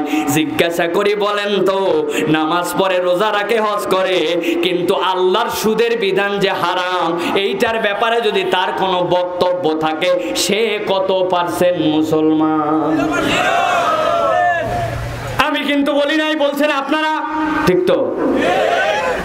ভালো করে বুঝেন তাহলে প্রিয় মুসলমান, দুনিয়ার বুকে কোনো একটা মানুষ, যেই মানুষকে বলা হয়েছে কোরআনের বিধান আপনাকে সম্পূর্ণটুকু আপনার জীবনে আস্থাশীল হতে হবে, আপনাকে বিশ্বাস করতে হবে, আপনাকে প্রতিপালন করতে হবে, কিন্তু কোরআনের বিধানকে লঙ্ঘন করে উনি নামাজি, উনি হাজী সাহেব, উনি রোজাদার, উনি আল্লাহর প্রিয় মকবুল বান্দা হওয়ার জন্য তাহাজ্জুদ গুজার, কিন্তু যেই না বলা হয়েছে আল্লাহ রাব্বুল আমিন তো ছেলে মেয়ের ক্ষেত্রে ইনসাফ করে যে বিধান দিয়েছেন, ওই ইনসাফের বিধানটা আপনার জীবনে পালন করতে হবে, ইনসাফের বিধানটা আপনার জীবনে আল্লাহর হুকুম হিসাবে গ্রহণ করতে হবে। কিন্তু দেখা যায় এই ইনসাফের ক্ষেত্রে দুই ধরনের মতামত। একদল বলছে 1400 বছর আগে ওই হিসাব ছিল, এখন আমাদের সমাজ অনেক আধুনিক হয়েছে, এখন ছেলে আর মেয়ের জন্য সমান অধিকার প্রতিষ্ঠিত করা লাগবে। আল্লাহর ওই বিধান 1400 বছর আগে চলতো, এখনকার সমাজে আর চলে না। এই কথা যদি কোনো হাজী সাহেব আর নামাজি সাহেব বলে, আপনারা এই উসুলের আলোকে বলেন তো সে কত পার্সেন্ট মুসলমান? ভালো করে বুঝেন প্রিয় মুসলমান, আগে ঈমান মজবুত করতে হবে, ঈমানের পাঠটাকে গ্রহণ করতে হবে। আমাদের সমাজে অনেকেই এই আয়াতের ফিলিংসই বুঝে নাই, এই আয়াত অন্তরের মধ্যে তাদের অনুভবের মধ্যে আসে না। দুনিয়ার বুকে আপনি যদি বলেন ইসলাম একমাত্র জীবন বিধান, যেইটার নাম কেবল ধর্ম নয়, ইসলাম কোনো ধর্মের কেবল নাম নয়, ইসলাম হচ্ছে একটা জীবন আচরণ। হিন্দুদের ধর্ম আপনি 12 মাস না করেও যদি দুর্গা পূজায় দান হয়ে যায়, খ্রিস্টানদের ধর্ম কিছুই করা লাগে না, 25শে ডিসেম্বরে বড়দিনে হাজির হলেও হয়ে যায়। কিন্তু মুসলমানের ধর্মীয় আচরণের এরকম কোন আনুষ্ঠানিক কেবল পদ্ধতি নাই। ইসলাম এমন জীবন বিধান, আপনার জীবনের শুরু থেকে শেষ পর্যন্ত সব জায়গায় আল্লাহর দেওয়া বিধান আছে, ঠিক কিনা? এই কথা বলার পরে আপনি যদি বলেন সামাজিক নিরাপত্তার জন্য, সমাজকে সুন্দর করার জন্য, সমাজকে আল্লাহর দেওয়া দণ্ডবিধি অনুযায়ী চালানোর জন্য দুনিয়ার বুকে কেউ যদি চুরি করে, চুরির শাস্তি আল্লাহ দিবেন কিনা? চোরের কি শাস্তি হবে এটা কি কোরআনের বিধানে আছে কিনা? এই কথা বলেন। আল্লাহ রাব্বুল আলামিন দুনিয়ার বুকে কেউ যদি জিনা করে, কেউ যদি ব্যভিচার করে, সে যদি পুরুষ হয়, সে যদি বিবাহিত হয়, চিৎকার করে বলেন তো তার শাস্তির পুঙ্খানুপুঙ্খ বিবরণ কোরআনে আছে কিনা?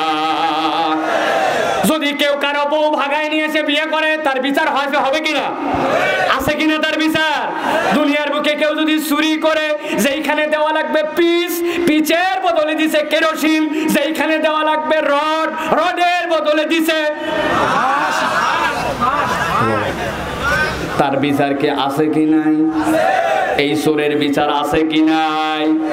এখন আপনি একজনের কাছে যে বলছেন মুরব্বী, আল্লাহর দেওয়া দণ্ডবিধি অনুযায়ী আমাদের সমাজে যদি আমরা সুখ প্রতিষ্ঠিত করতে চাই, আমাদের সমাজে যদি মহিলাদের নিরাপত্তা যদি আবার রসুলের সমাজের মতো ফিরাতে চাই, তাহলে আল্লাহর দেওয়া দণ্ডবিধি অনুযায়ী আমাদের বিচার করা উচিত। ওই মুরব্বীর সাথে সাথে দুই ধরনের কথা বলবে, দুইটা বক্তব্য তারা দিবে। সব শ্রেণীর সমাজেই মানুষ আছে। একটা মানুষের শ্রেণীর বক্তব্য হচ্ছে এতক্ষণ পর্যন্ত ওয়াজে কিছু বুঝি নাই, কিন্তু এই কথা বলার দ্বারা বক্তা কোন দলের এজেন্ট বুঝে ফেলাইছি, ঠিক না? বক্তা কোন দলের উনি চিনে ফেলছে, ভিতরে ভিতরে বুঝা হালাইছে এই বক্তা কোন দলের। আল্লাহর বিধানের কথা বললে, কোরআনের কথা বললে, ইসলামী আইনের কথা বললে বক্তার গায়ে রং দেওয়া হয়, ঠিক না? দ্বিতীয় একটা শ্রেণী আছে, তাদের বক্তব্য হচ্ছে বাবা কোরআনের বিধান ঠিকই আছে, কোরআনের কথাও ঠিকই আছে, কিন্তু বাবারে এই বিধান যদি আমরা আমাদের সমাজে কার্যকর করি, জাতিসংঘ কি বলবে, আমেরিকা কি বলবে, উন্নত দেশ কি বলবে? তারা বলবে বাংলাদেশ বর্বর হয়ে যাচ্ছে, শরিয়া আইনের দিকে চলে যাচ্ছে, মানে মানুষে পাথর মারে নিক্ষেপ করে হত্যা করতে বলতেছে, আমাদের মান সম্মান থাকবে না। বাবা কথা ঠিকই আছে, 1400 বছর আগে ছিল, এখন আমাদের যে বিচার এইটাই হওয়া ভালো। এই কথা যদি বলে প্রকারান্তরে আল্লাহর বিধানকে সে অপছন্দ করলো, তাহলে বলেন তো এই কথার দ্বারা তার ঈমান কত পার্সেন্ট থাকবে? আমার আল্লাহ রাব্বুল আমিন সূরা সাজদা 12 নম্বর আয়াতের মধ্যে বলছেন এই শ্রেণীর মানুষের জন্য, রব্বানা বাসারনা ওয়া সামি'না ফারজি'না না'মাল সালিহান ইন্না মুকিনুন।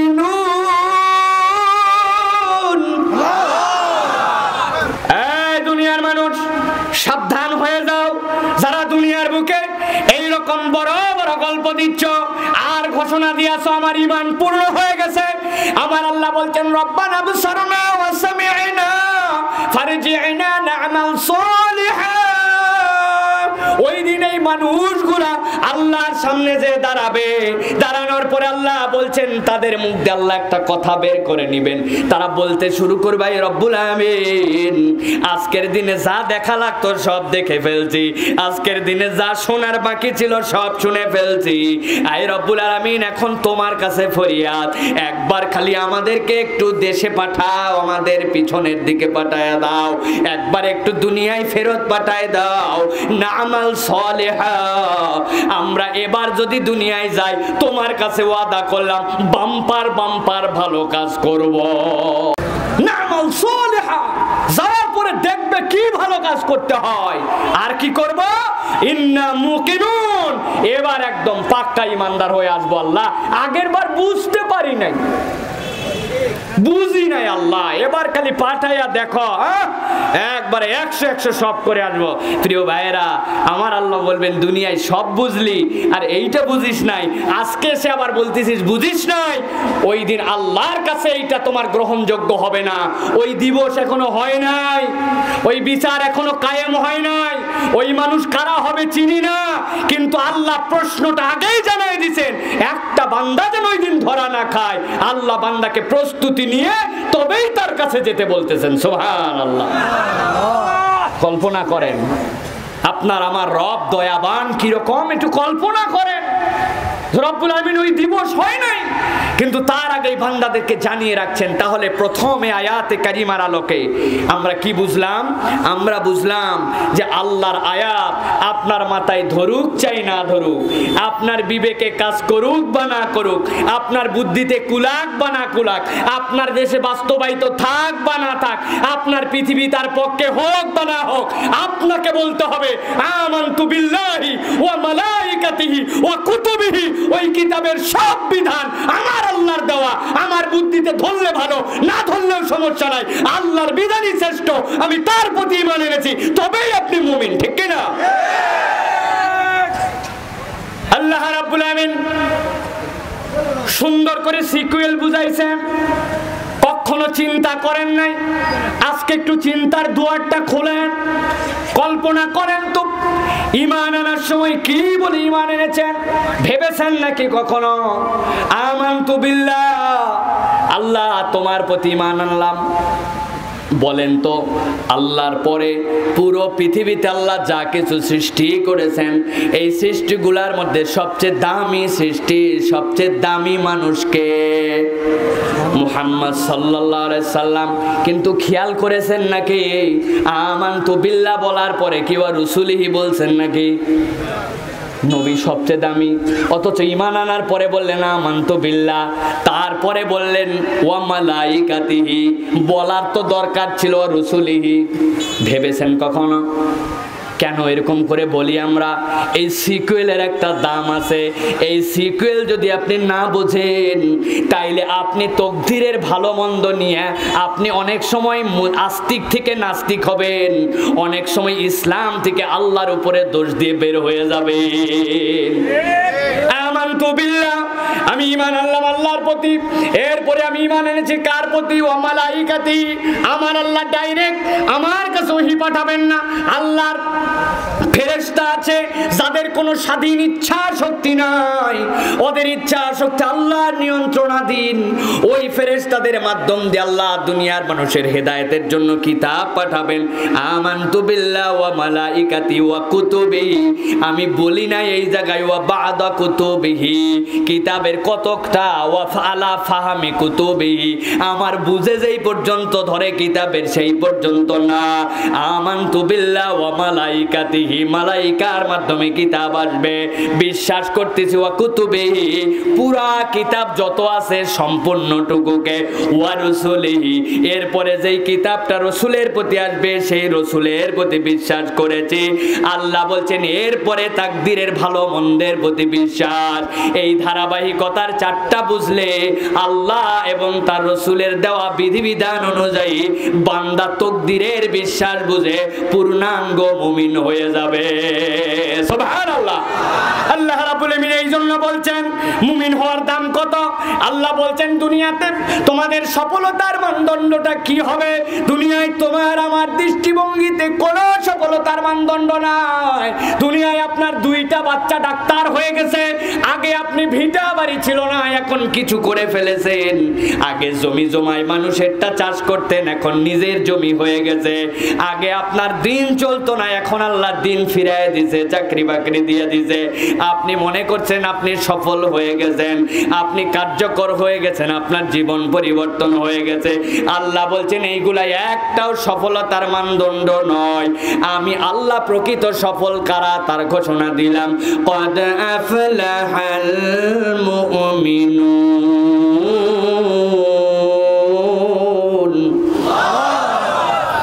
আমার আল্লাহ রাব্বুল আমিন বলছেন সফল তো তারা যারা দুনিয়ার বুকে ঈমান এনেছে, ঈমান বুঝে ফেলেছে, ঈমান বুঝে ঈমানের উপরে কায়েম থেকেছে। আর কিয়ামতের দিবসে ওই ঈমানদারের আল্লাহর পক্ষ থেকে একটা ঘোষণা পেয়ে গেছে, ওয়া মান যুহজিহা আনিন নার ওয়া উদখিলাল জান্নাহ ফাকাদ ফাজ।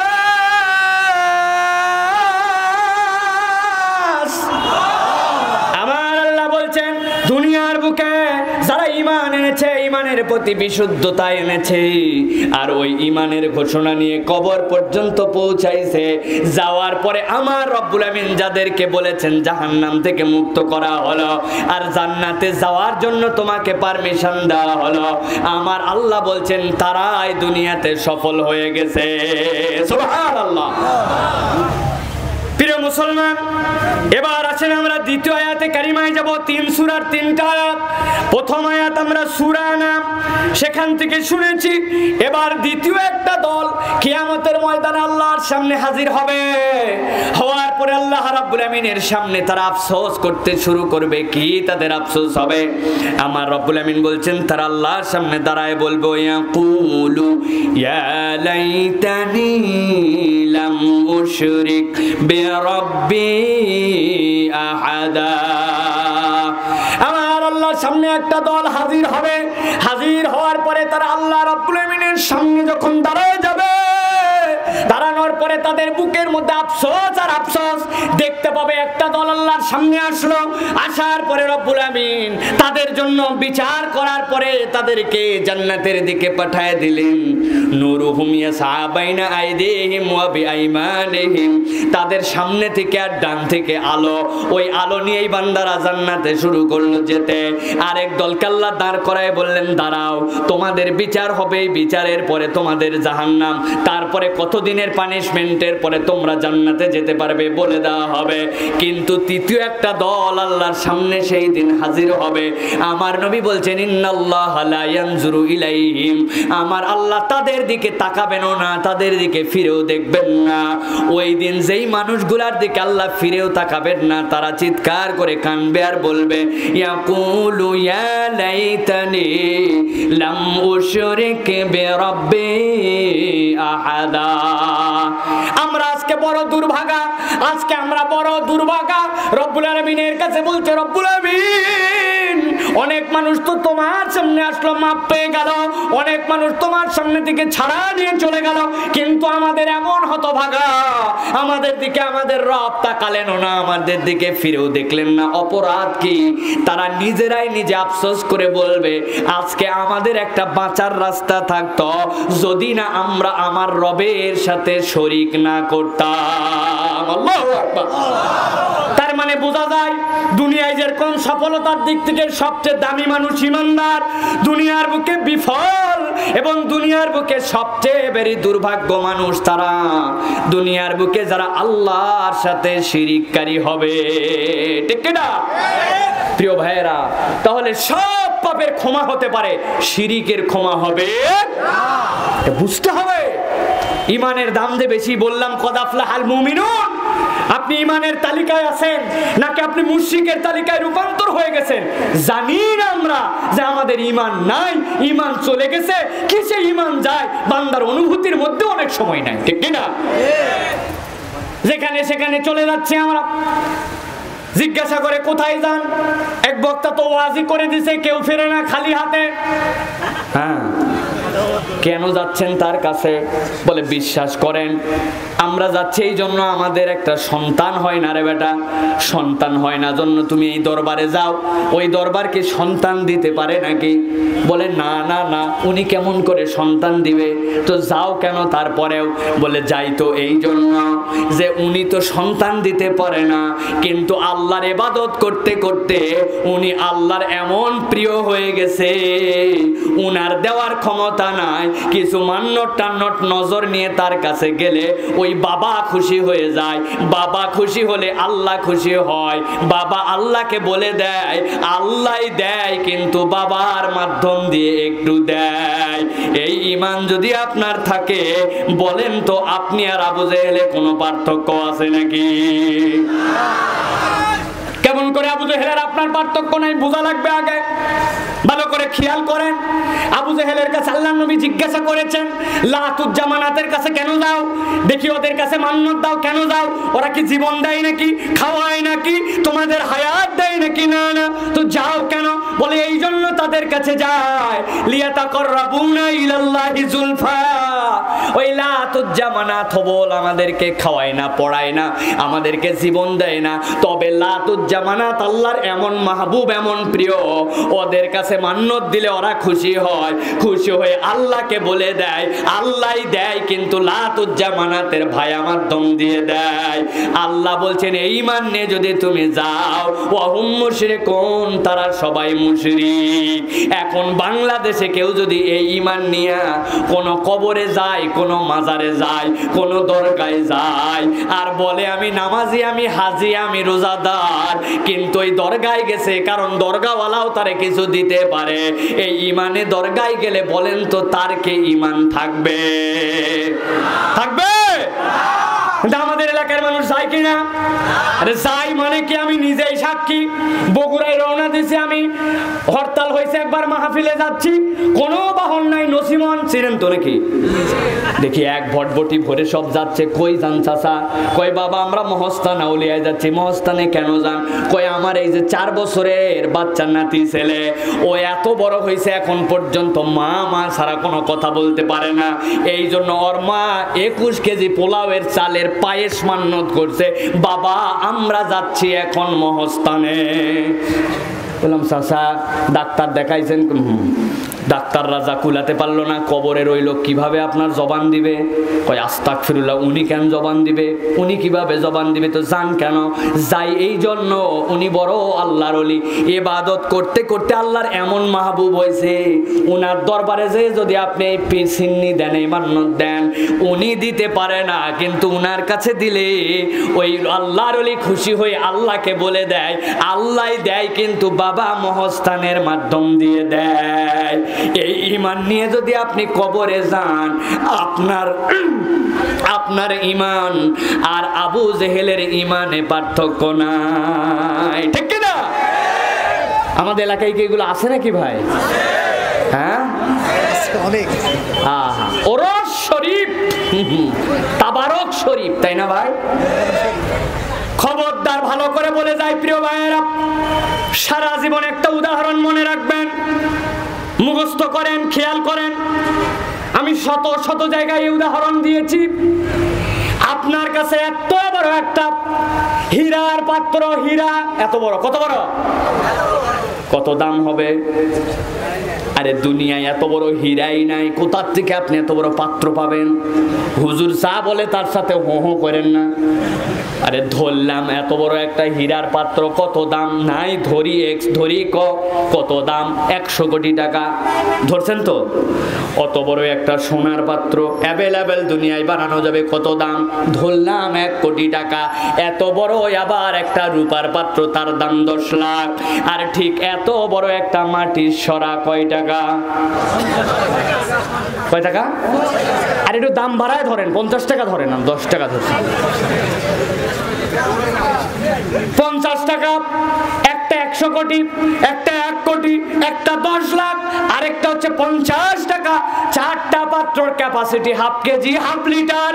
4টা পাত্রের মধ্যে সোনার পাত্র, রূপার পাত্র আর হীরার পাত্র। ওইটার তলা দিয়া সুই যায় কি যায় না, চুল ঢুকে কি ঢুকে না, এরকম একটা ছিদ্র করে দিয়েছেন। মাটির পাত্রে কোনো ছিদ্র করেন নাই। এলাকার গোয়ালাকে বলছেন, বাবা 1 নম্বর খাঁটি দুধ হাফ কেজি করে 4টার মধ্যে ঢেলে দে। ওই গোয়ালা 2 কেজি দুধ 4টা পাত্রের মধ্যে ঢেলে দিয়েছে। আধা ঘন্টা 1 ঘন্টা পর ফেরত আসছেন। ঠান্ডা মাথায় তাড়াহুড়া করবেন না, বুঝে সুঝে বলেন তো কোন পাত্রের মধ্যে দুধটা থাকবে। মনটাই খারাপ করে দিলেন। আমি মনে করছিলাম উজল খলসি এলাকার মানুষজন একটা সুন্দর উত্তর দিবেন। আরে 100 কোটি টাকা দাম, টাকার একটা গরম আছে না, ক্ষমতার একটা দাপট আছে না, ভোটে হোক আর বিনা ভোটে হোক ক্ষমতায় বহুদিন ধরে আছে না। অতএব পাওয়ার দিয়ে বলে দিব, ফুটায় 1 ইঞ্চি হোক না কেন থাকাই লাগবে। থাকবে থাকবে, রূপারটাই থাকবে, সোনারটাই থাকবে নাকি? ভালো করে বুঝে নেন প্রিয় ভাইয়েরা, আপনার ক্ষমতার দাপট, আপনার পাওয়ার, আপনার তকব্বরি, আপনার ফুটানি, আপনার নামাজ, আপনার রোজা, আপনার হজ, আপনার আমল একটাও টিকবে না ওর নিচে যদি ছিদ্র থাকে। আর আপনার বাটির দাম 50 টাকা হতে পারে, কিন্তু ছিদ্র যদি না থাকে যতটুকু করেন ততটুকুই টিকে যাবে। ঠিক কি না? ঈমান হচ্ছে এইটার নাম। আপনাকে বুঝতে হবে। আমার আল্লাহ রাব্বুল আমিন বলছেন, ইয়াউমা লা ইয়ানফাউ মালু ওয়ালা বানুন ইল্লা মান আতাল্লাহা বিকলবিন সালিম।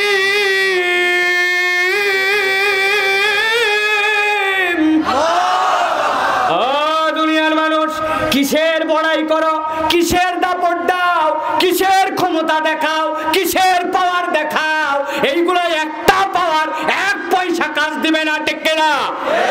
কাজ দিবে যেইটা আল্লাহ বলছেন, ইল্লা মান আতাল্লাহা বিকলবিন সালিম। লোকটার কোনো ক্ষমতা ছিল না, কোনো দাপট ছিল না, এলাকার মানুষ তারে ভালো বলতো না, এলাকার বুকে কোন রকম পাওয়ার তকব্বরি করে চলার মতো তার কোনো ব্যাপার স্যাপার ছিল না। কিন্তু আল্লাহর কাছে ঈমান বিশুদ্ধ করে সালিম হয়ে এসেছিল। আল্লাহ বলছেন, আমার ওই বান্দারি আমার কাছে সবচেয়ে দাম। ঠিক না? এই জন্য আল্লাহ বলছেন, কদ আফলাহাল মুমিনুন আল্লাযীনা হুম ফি সালাতিহিম খাশিউন।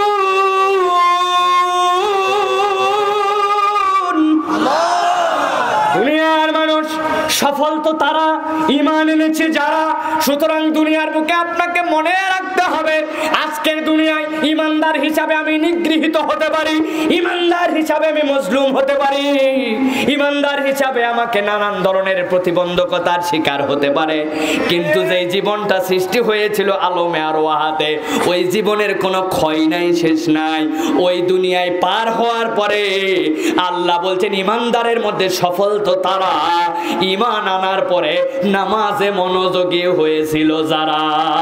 ঠিক না? আরেকটা উদাহরণ মনে রাখবেন, একদম মুখস্থ করে রাখবেন। এই উদাহরণ প্রথমটা মনে রাখবেন। দ্বিতীয় আরেকটা উদাহরণ মনে রাখবেন। আল্লাহর কাছে আপনি হাজির হয়ে যাবেন, আমি হাজির হয়ে যাব। যাওয়ার পরে নানান বিষয় আল্লাহর কাছে বান্দা এক্সকিউজ দিবে।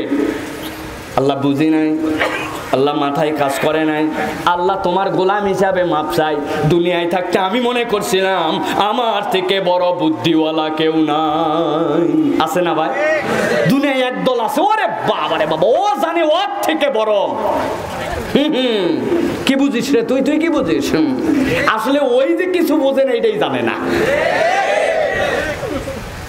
এক নাপিতের দোকানে এক লোক চুল কাটাচ্ছে। চুল কাটাতে কাটাতে এখন নাপিত বলতেছে, ভাই সাহেব চুল তো কাটাচ্ছেন, ফাঁকে আপনার একটুখানি একটা জিনিস দেখাতে চাই। কই, কি দেখাবি? কয়, আমাদের এই এলাকায় একটা পোলা আছে, এই রে বোকার বোকা, দেখলে অবাক হয়ে যাবে, এত বোকা মানুষ হয় না। এই লোক চিন্তা করছে, আমি চুল কাটাতে আইছি, আদারে আমার বোকা দেখা লাগবে কেন? তারপরে চিন্তা করছে এত আগ্রহ যেহেতু দেখাচ্ছে, দেখি বসে বসে চুল কাটতে কাটতে যদি দেখা যায়, দেখি, দেখাও দেখাও। বলছে তাহলে আপনি যেহেতু অনুমতি দিচ্ছেন তাহলে বোকাডারে দেখাই। পকেটের মধ্যে থেকে মানি ব্যাগ বের করছে, করে 5 টাকার একটা কয়েন বের করেছে, কয়েন বের করে টেবিলের উপর রাখছে। আর 1 টাকার একটা কয়েন বের করছে, এই কয়েনটা বাইর করে নিজের হাতে রাখছে। দেখে দরজা খুলছে, খুলে বলছে পিচ্ছি এদিকে এদিকে। পিচ্ছি দৌড়ায় একদম ভিতরে আইছে। আসার পরে বলতে চাই দেখ টেবিলের উপরে 5 টাকা রাখা, আর এই দেখ আমার হাতে 1 টাকার কয়েন রাখা, কোনটা নিবি? ওই পিচ্ছি বলছে আপনার হাতেরটা দেন। 1 টাকার কয়েন দিয়ে দিছে, হাতেরটা চাইছে, 1 মুহূর্ত দেরি করে না, হাতেরটা দিয়া দৌড়ায় বাহিরে চলে গেছে। ওই নাপিত বলতেছে ভাই বলছিলাম না, দেখলেন তো হাতে নাতে প্রমাণ। 5 টাকার কয়েন টেবিলে রাখা, 1 টাকার কয়েন হাতে, বললাম কোনটা নিবি বলে মুখ দিয়ে উচ্চারণ করে দিলাম, গাদার গাদা 1 টাকা নিয়ে চলে গেল। এই লোক চিন্তা করছে কি আশ্চর্য কথা, তাই তো 1 টাকার কয়েন নিয়ে চলে গেল। যাই হোক চুলটুল কাটা শেষ, বেরিয়েছে। বেরোনোর পরে দেখে ওই পিচ্ছি যেটা 1 টাকা নিয়ে গেছে, ও একটা লাল রঙের আইসক্রিম কিনে চাটতেছে আর মাঠের মধ্যে গান গাচ্ছে আর ঘুরতে। সব ডাক দিছে, হ্যাঁ বাবা এদিকে এদিকে এদিকে। স্যার কিছু বলবেন? বলে বাবা শোন, আমি ভিতরে ছিলাম, বললো বোকা দেখবেন, দেখবো বললাম। 5 টাকার কয়েন রাখলো, হাতে একটা নিল, তোরে ডাক দিল, বললো কোনটা নিবি? তুই 1 টাকা নিয়ে চলে গেলি, তুই তো বোকা কেন?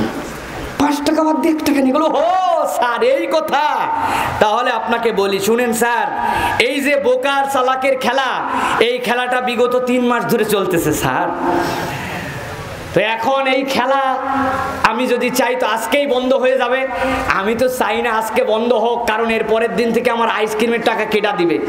এই জন্য আমি 5 টাকার কয়েন না নিয়ে প্রত্যেক দিন 1 টাকা নেই। উনার এই চালাক আর বোকা খেলাতে দেখে যে এখন পর্যন্ত 3 মাস উনার 90 টাকা গেছে।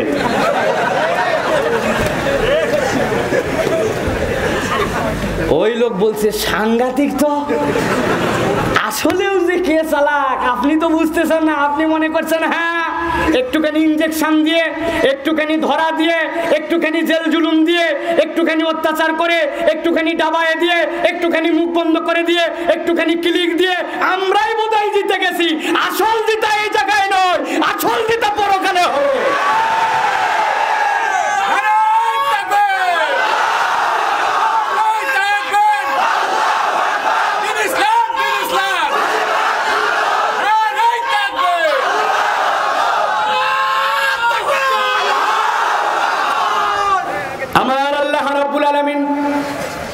ভালো করে একটা উদাহরণ মনে রাখবেন, দুনিয়ার বুকের এক্সকিউজ, দুনিয়ার বুকের ভুল, দুনিয়ার বুকে আপনার আমার যেইগুলা ব্যর্থতা, এই ব্যর্থতার কোন কারণ আমার নবী বলছেন আল্লাহ বান্দাকে ডেকে গ্রহণ করে নিবেন। ভালো করে মনে রাখেন, আমার রবের 2টা স্পেশাল নাম আছে। একটা নাম গফুর, গফুর মানে ক্ষমাকারী। ওই রবের আরেকটা নাম আছে গফফার, গফফার মানেও ক্ষমাকারী, কিন্তু 2টার মধ্যে পার্থক্য আছে। গফফারটা ফাআল বাদ থেকে এসেছে। ফাআলের ওজনে যেইগুলা শব্দ আসে তার খাসিয়াত হচ্ছে বারবার বারবার বারবার, একবার দুইবার নয়, যতবার ততবার ফিরে ফিরে আসে গফফার। দুনিয়ার মানুষ যতবার ক্ষমা করবে, গুনাহ করবে, ততবার ক্ষমা করার যিনি যোগ্যতা রাখেন তিনি গফফার। আমার নবী বলছেন শোনো দুনিয়ার মানুষ, এক লোক গুনাহ করে আবার ক্ষমা চায়, আল্লাহ ক্ষমা করে দেন। আবার গুনাহ করে আবার ক্ষমা চায়, আবার ক্ষমা করে দেন। আবার গুনাহ করে আবার ক্ষমা চায়, আবার ক্ষমা করে দেন।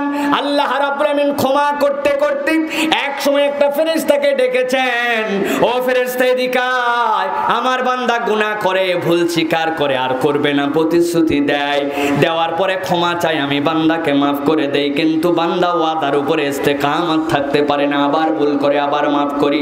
তুই সাক্ষী হয়ে থাক, আমার বান্দা যতবার ক্ষমা চেয়েছে আমি আল্লাহ আমার বান্দাকে ততবার মাফ করেছি, কারণ আমি আল্লাহ কেবল গফুর নই, আমি আল্লাহর নাম হচ্ছে গফফার। সুবহানাল্লাহ।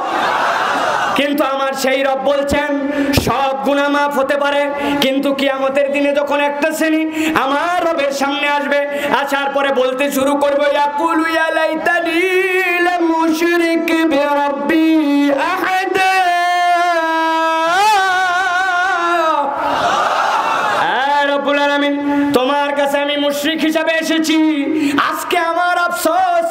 আফসোস।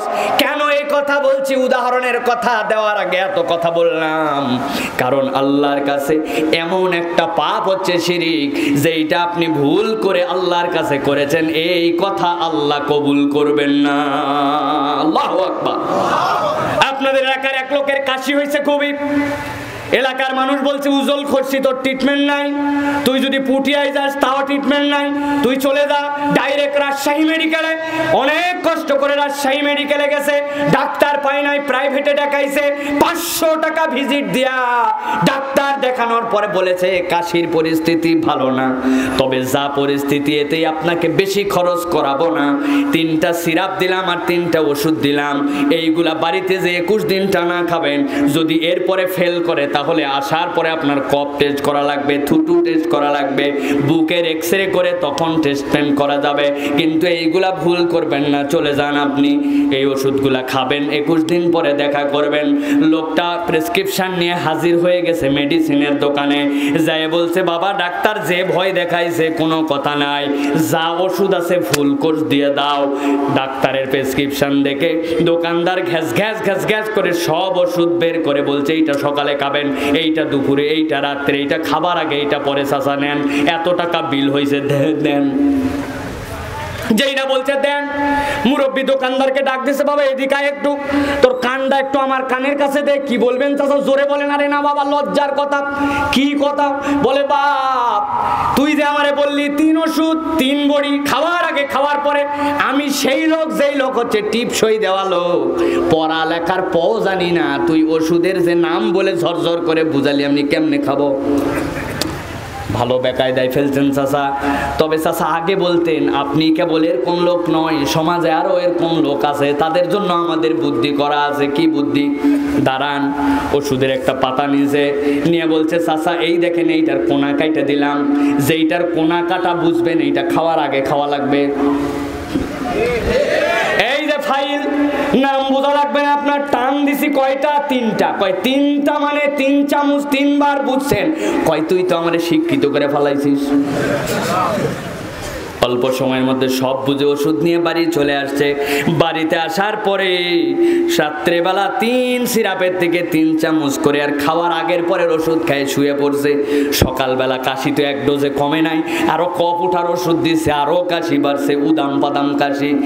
8-9 বছরের তার একটা শিশু সন্তান আছে, বিছনায় বসে বলছে আব্বা রে, জালনার উপরে আমি ঔষধ রাখছি 3 ফাইল 3টা, ওখান থেকে 3 চামচ ঢেলে আমার জন্য নিয়ে আয় তো বাবা, আমি এখন বিছনার থেকে যাইতে পারতেছি না, বুকের খুব ব্যথা।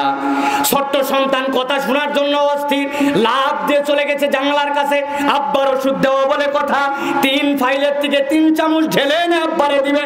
রাত্রে আব্বা খাইছে কেমনে তাও দেখছে, দৌড়ায় যাই না জানলার কাছে গেছে, যাইয়ে দেখে ফাইল তো 4টা। কিরে আব্বা বলল 3টা, ফাইল কোত্থেকে 4টা আসলো?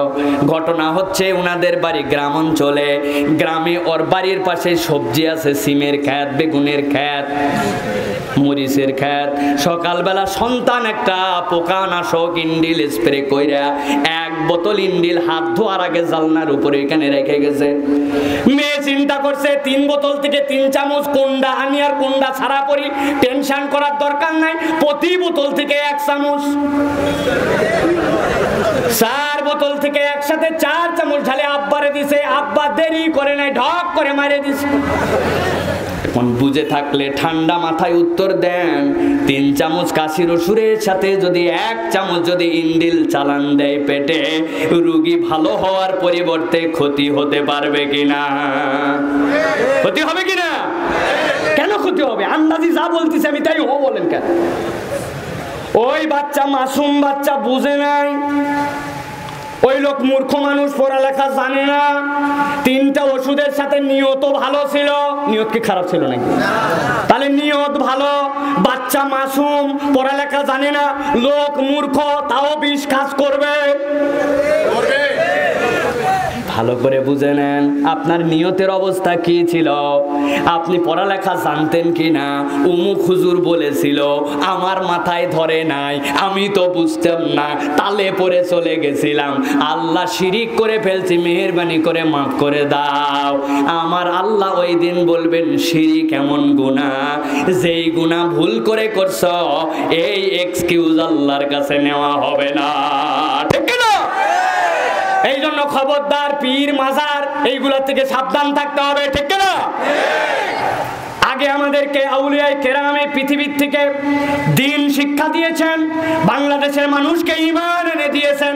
বাংলাদেশের মানুষ আগে এই আউলিয়ায়ে কেরামের সোহবতে থেকে দিন বুঝেছে, কিন্তু এখন বদনার মধ্যে এমন খারাপ আইটেম ঢুকে গেছে যে এখন ওই আইটেম দিয়ে বান্দা ঈমান হারাচ্ছে, ঠিক না? দোষ আপনি কাউরে দিতে পারবেন না, আপনার মাথা আছে, আপনার আকল আছে, আপনাকে চেক করে নিতে হবে, ঠিক কিনা? আমাদের হুজুর আগে ওয়াজ করতেন, মাহফিল ছিল দুইটা একদিনে, গাড়ি ভর্তি লোক, জানি না বেচারি যে দুই জায়গায় খানা আছে, প্রথম মাহফিলে জম্মের খানা খেয়ে নিছে, খেয়ে পেট একদম ফুল, গাড়িতে উঠে দ্বিতীয় জলসায় নামার আগে বেচারির লাগছে বাথরুম, যেই না বাথরুম লাগে তখন দুনিয়া একদিকে, উনার খবর একদিকে।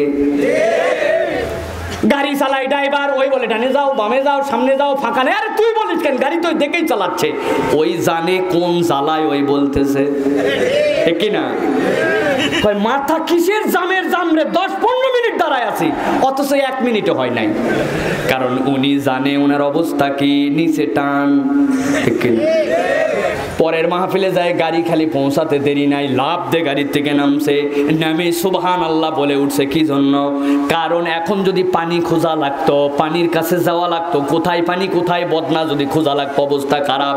নেমেই দেখে একটা দোকানের সামনে সিলভারের বদনা ভর্তি করা, নিয়ে বলছে বাথরুম কোন দিকে, এই দিক বলা মাত্র দৌড় যায়, কাম সেরে ফেলছে বাথরুমে, কাম সেরে যখন ফেরত আসতেছে, আসার সময় খালি ওরে বাবা রে, ওরে মা রে, গেলাম রে, মরে গেলাম রে, এই বলতে বলতে যেই না বদনা যেখানে নিচে ওখানে আসতে দেরি নাই, এক লোক ঘাপ করে আছে, কলার ধরে বলছে, লোকজন বলছে হুজুরের সাথে আসছে, কলার ধরছিস, আমাদের এলাকার মান সম্মান থাকবে না, ধরবো না মানে, আরে ধরবি তো ধরবি, পরে বল, আগে কি হয়েছে বলবি তো, বলে বলবো মানে, এত খারাপের খারাপ এই লোক। কি জন্য? আমি হুজুরের মাহফিলে আসছি টুপির দোকান আর বইয়ের দোকান নিয়ে, এলাকায় কারেন্ট নাই, আমি হেজাক বাতি জ্বলাবো, 1 বদনা কেরোসিন রাখছি, এই বেটায় 1 বদনা কেরোসিন নিয়ে সাইড করে দিছে।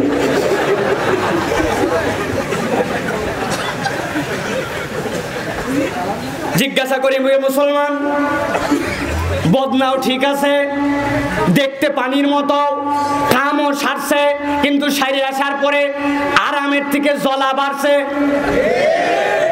আল্লাহ আপনাকে একটা বিবেক দিছে, আল্লাহ আপনাকে একটা বুদ্ধি দিছে, একটা নাক দিছে, ঘ্রাণ শক্তি দিছে, আপনি একবার দেখলেন না, যা পাইলেন বদনার ভিতরে তাই নিয়ে দৌড় দিলেন। এই রকম যদি করেন, কোনো ব্যক্তিকে দোষ দিয়ে লাভ নাই, আপনাকেই আল্লাহর কাছে কিন্তু উত্তর দিতে হবে। পীর সাহেবেরও দোষ নাই, তরিকারও দোষ নাই, শিক্ষারও দোষ নাই, কিন্তু কার মধ্যে সহিটা আছে, কার মধ্যে সহি আকীদা আছে, কোন ব্যক্তিগুলার আকীদা বিশুদ্ধ, এইটুকু অন্তত মাথার মধ্যে বুঝ নিয়ে চলা আপনার উচিত ছিল, ঠিক না? নচেত আপনি যাই বলবেন বদনা খারাপ, কই বদনা খারাপ, সিলভারের রং পানির মতো, ঠিক না? কিন্তু বিপদে পড়া লাগবে কিনা, কাউরে দোষ দিতে পারবেন আপনি? ভালো করে বুঝেন, একটা উদাহরণ বুঝেন। আল্লাহ রাব্বুল আমিন বলছেন, ও দুনিয়ার মানুষ, এই দুনিয়ার মানুষকে সৃষ্টি করার পরে আমি একটা বিবেক দিয়েছি, আমি একটা চেতনা শক্তি দিয়েছি। আল্লাহ বলছেন, ফাজআলনাহু সামিআন বাসীরা।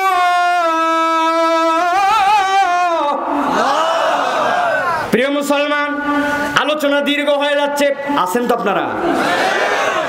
ভালো করে খেয়াল করেন। আর ডালপালা বাড়াবো না, এবার আবার টু দা পয়েন্টে চলে আসবে। তবে এই কথাটা না বললেই নয়, ফাজআলনাহু সামিআম বাসীরা। আল্লাহ বলছেন বান্দাকে আমি একটা বোধ শক্তি দিছি, বান্দার একটা বিবেক আছে। কেমনে এইটার সংজ্ঞা আপনি মিলাবেন?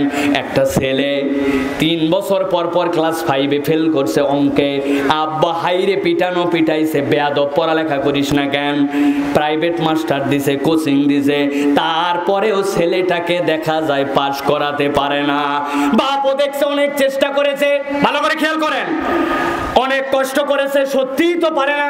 বাচ্চারে পিটন দিতে আসছে, বাচ্চা কাঁদতে লাগছে, আব্বা সত্যিই তো আমি পারি না বাবা, অনেক চেষ্টা করছি, কেমনে আমি আর চেষ্টা করব, আমার দ্বারা তো সম্ভব নয়।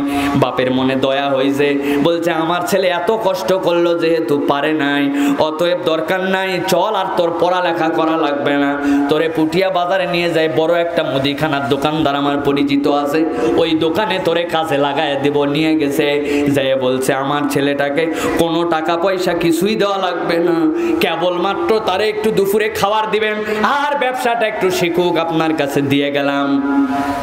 ছেলে ওই দোকানে কাজ করে, ওই দোকানের আইটেমগুলো কি কি আছে দেখার চেষ্টা করে।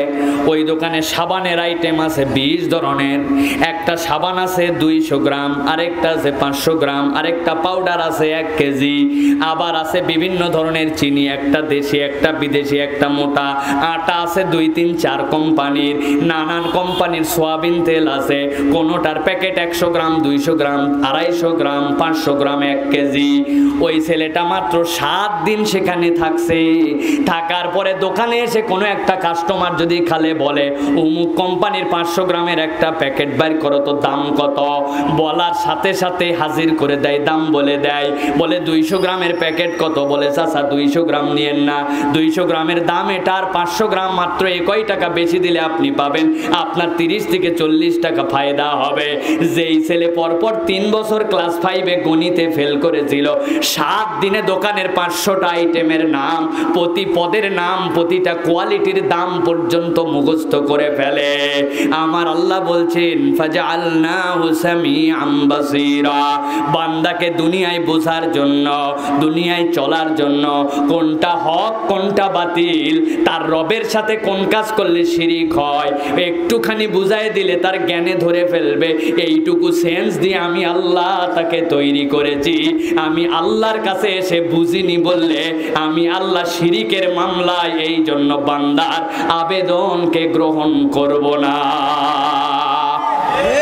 আমার রব্বুল আমিন এই জন্য বলছেন, ওই দিন দ্বিতীয় শ্রেণী বলবে ইয়াকুলু ইয়া লাইতানি লা মুশরিক বিরাব্বি আহাদা। এই জন্য দুনিয়ার প্রতিটা মানুষকে ঈমান বুঝে যেতে হবে। ঈমান যদি বুঝে আল্লাহর কাছে যেতে পারি, বেঁচে যাওয়ার একটা রাস্তা আল্লাহ তৈরি করে দিবে। সুবহানাল্লাহ। আরেকটা আয়াত আছে, বলবো? আছেন আপনারা? আমার আল্লাহ রাব্বুল আমিন বলছেন, গভীর মনোযোগে দেন দুনিয়ার মানুষ শোনো, সূরা নাবা 40 নম্বর আয়াতের মধ্যে রব্বুল আমিন তাবাত পৃথিবীর মানুষের জন্য বলছেন, ইন্না আনজারনাকুম আযাবান করিবা ইয়াওমা ইয়ানজুরুল মার'উ মা কদ্দামাত ইয়াদাহু ওয়া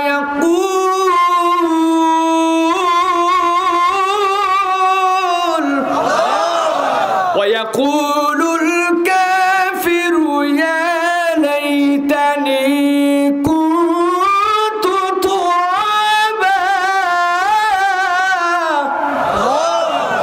আল্লাহ রাব্বুল আমিন বলছেন, কিয়ামতের দিনে তখনও আযাব শুরু হয় নাই, কিন্তু আযাবের স্বরূপ যখন এক শ্রেণীর বান্দা দেখতে পাবে, আযাবের যখন আঁচটা তারা টের পাবে, আযাব যখন তাদের সন্নিকটে চলে আসবে, আর তাদের হাতের মধ্যে আল্লাহ রাব্বুল আমিন বলছেন ইয়ানজুরুল মার'উ মা কদ্দামাত ইয়াদা, তার হাতের মধ্যে আল্লাহ রাব্বুল আমিন যখন আমলনামা পৌঁছায় দিবেন, রব্বুল আমিন যখন তাকে আমলনামাটা তার হাতের মধ্যে দিয়ে দিবেন, ওই বান্দারা যখন দেখবে আল্লাহর আযাব আর নিজের আমলনামা, এইটা দেখার সাথে সাথে বান্দা বুঝে ফেলবে তার এখন বিপদের বাজার। আল্লাহু আকবার। আযাব তখনও দেওয়া লাগে নাই, তখনও তার জন্য জাহান্নাম ফায়সালা হয় নাই। ইন্না আনজারনাকুম আযাবান করিবা, আল্লাহর আযাবের আঁচ, আল্লাহর আযাবের শাট, আল্লাহর আযাবের ধাঁচ, এইটা দেখে আর নিজের আমলনামা দেখে বান্দা ঘাবড়ায় যাবে। বান্দা বলতে শুরু করবে ইয়াকুলুল কাফিরু ইয়া লাইতানি কুনতু তুরাবা, আজকের দিনে যদি আমি মাটি হইতাম বড় বেশি ভালো হইতো। বলেন তো প্রিয় ভাইয়েরা, নিজেরা ঠান্ডা মাথায় আল্লাহর কাছে ওই দিন মাটি হইতে চাইলে কি মাটি হওয়ার মতো কোনো সুযোগ আছে? কোনো সুযোগ নাই। এই বান্দারা কি করবে? ইন্না আনজারনাকুম আযাবান করিবা, আল্লাহ আযাব তখনও দেন নাই, কিন্তু খেলা কি হবে বুঝে ফেলছে। বাংলাদেশের মানুষ, রাজশাহী অঞ্চলের মানুষ ক্রিকেট পাগল মানুষ, ঠিক কিনা? ক্রিকেট খেলা জীবনেও দেখেন নাই? কে কে হাত তোলেন? ও ভাই, একজনও নাই। এই চাচাও দেখছে? একটু উত্তর দেন তো আমার সাথে।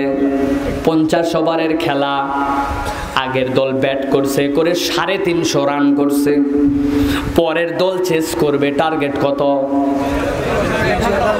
এমন একটা ভাব নিচ্ছেন যে আপনারা কিছুই বুঝেন না। না, কত টার্গেট? পরের দল ব্যাটে নামছে, নামার পরে 26 ওভার খেলা শেষ, 107 রান, 7 উইকেটে। কি বুঝলেন? একজন বলতেছে আমি আর খেলা দেখবো না, আমি গেলাম গা ভাই। ও চারে তুই যাবি কি জন্য গাদা, এখনো 24 ওভার খেলা বাকি আছে। ওই বলতেছে তুই দেখ গা, বাকি যে 3 জন আছে আসতে দেরি যাইতে দেরি নাই।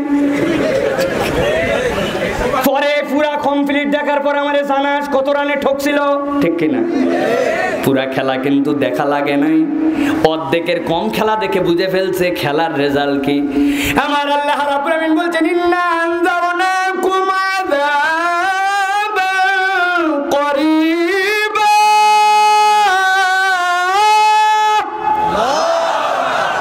দুনিয়ার মানুষ পুরা আযাব তখনও দেয়া হয় নাই, কিন্তু ওই দিন এক শ্রেণী এই আযাবের তাজ, এই আযাবের আঁচ, এই আযাবের পরিস্থিতি আর তার হাতের আমলনামা দেখে অস্থির হয়ে যাবে। যাওয়ার পর আল্লাহর কাছে বলবে ইয়াকুলুল কাফিরু ইয়া লাইতানি কুনতু তুরাবা, রব্বুল আমিন তুমি যদি আমারে মাটি বানাইতা বড় বেশি ভালো হইতো। জিজ্ঞাসা হচ্ছে ওই বান্দা কেন পানি হতে চাইলো না? ওই বান্দা কেন বাতাস হইতে চাইলো না? ওই বান্দা কেন মেঘ হতে চাইলো না? ওই বান্দা কেন কিয়ামতের দিনে মাটি হতে চাবে? মাটি হওয়ার কারণ কি? মুস্তাদরাক আল হাকিমের হাদিসের মধ্যে আমার নবী বলছেন দুনিয়ার মানুষ শোনো, কিয়ামতের দিনে রব্বুল আলামিন সব মানুষকে দাঁড় করে বাহিমাতুল আনামের বিচার শুরু করবেন। যত প্রাণ আছে, প্রাণী আছে, ওই প্রাণীগুলা যারা চতুষ্পদ, আল্লাহ একটা ভেড়াকে দাঁড় করাবেন, একটা দুম্বাকে দাঁড় করাবেন, দুম্বার মাথার উপর দিয়ে টনটনা টনটনা শিং চোখা চোখা। আল্লাহ বলবেন তার শিং ধ্বংস হয়ে যাক, ধ্বংস হয়ে যাবে। আরেকটা দুম্বা দাঁড়াবে, তার মাথায় শিং নাই, বলবেন শিং উঠে যাক, উঠে যাবে। আল্লাহ যেইটার কেবল শিং দিছেন আর যেইটার শিং ধ্বংস করেছেন, শিংওয়ালারে বলবেন 10টা গুতা মার। লাফায়া লাফায়া যায়া 10টা গুতা দিবে নতুন শিংওয়ালা। দেওয়ার পরে আল্লাহ বলবেন থেমে যাও, থেমে যাবে।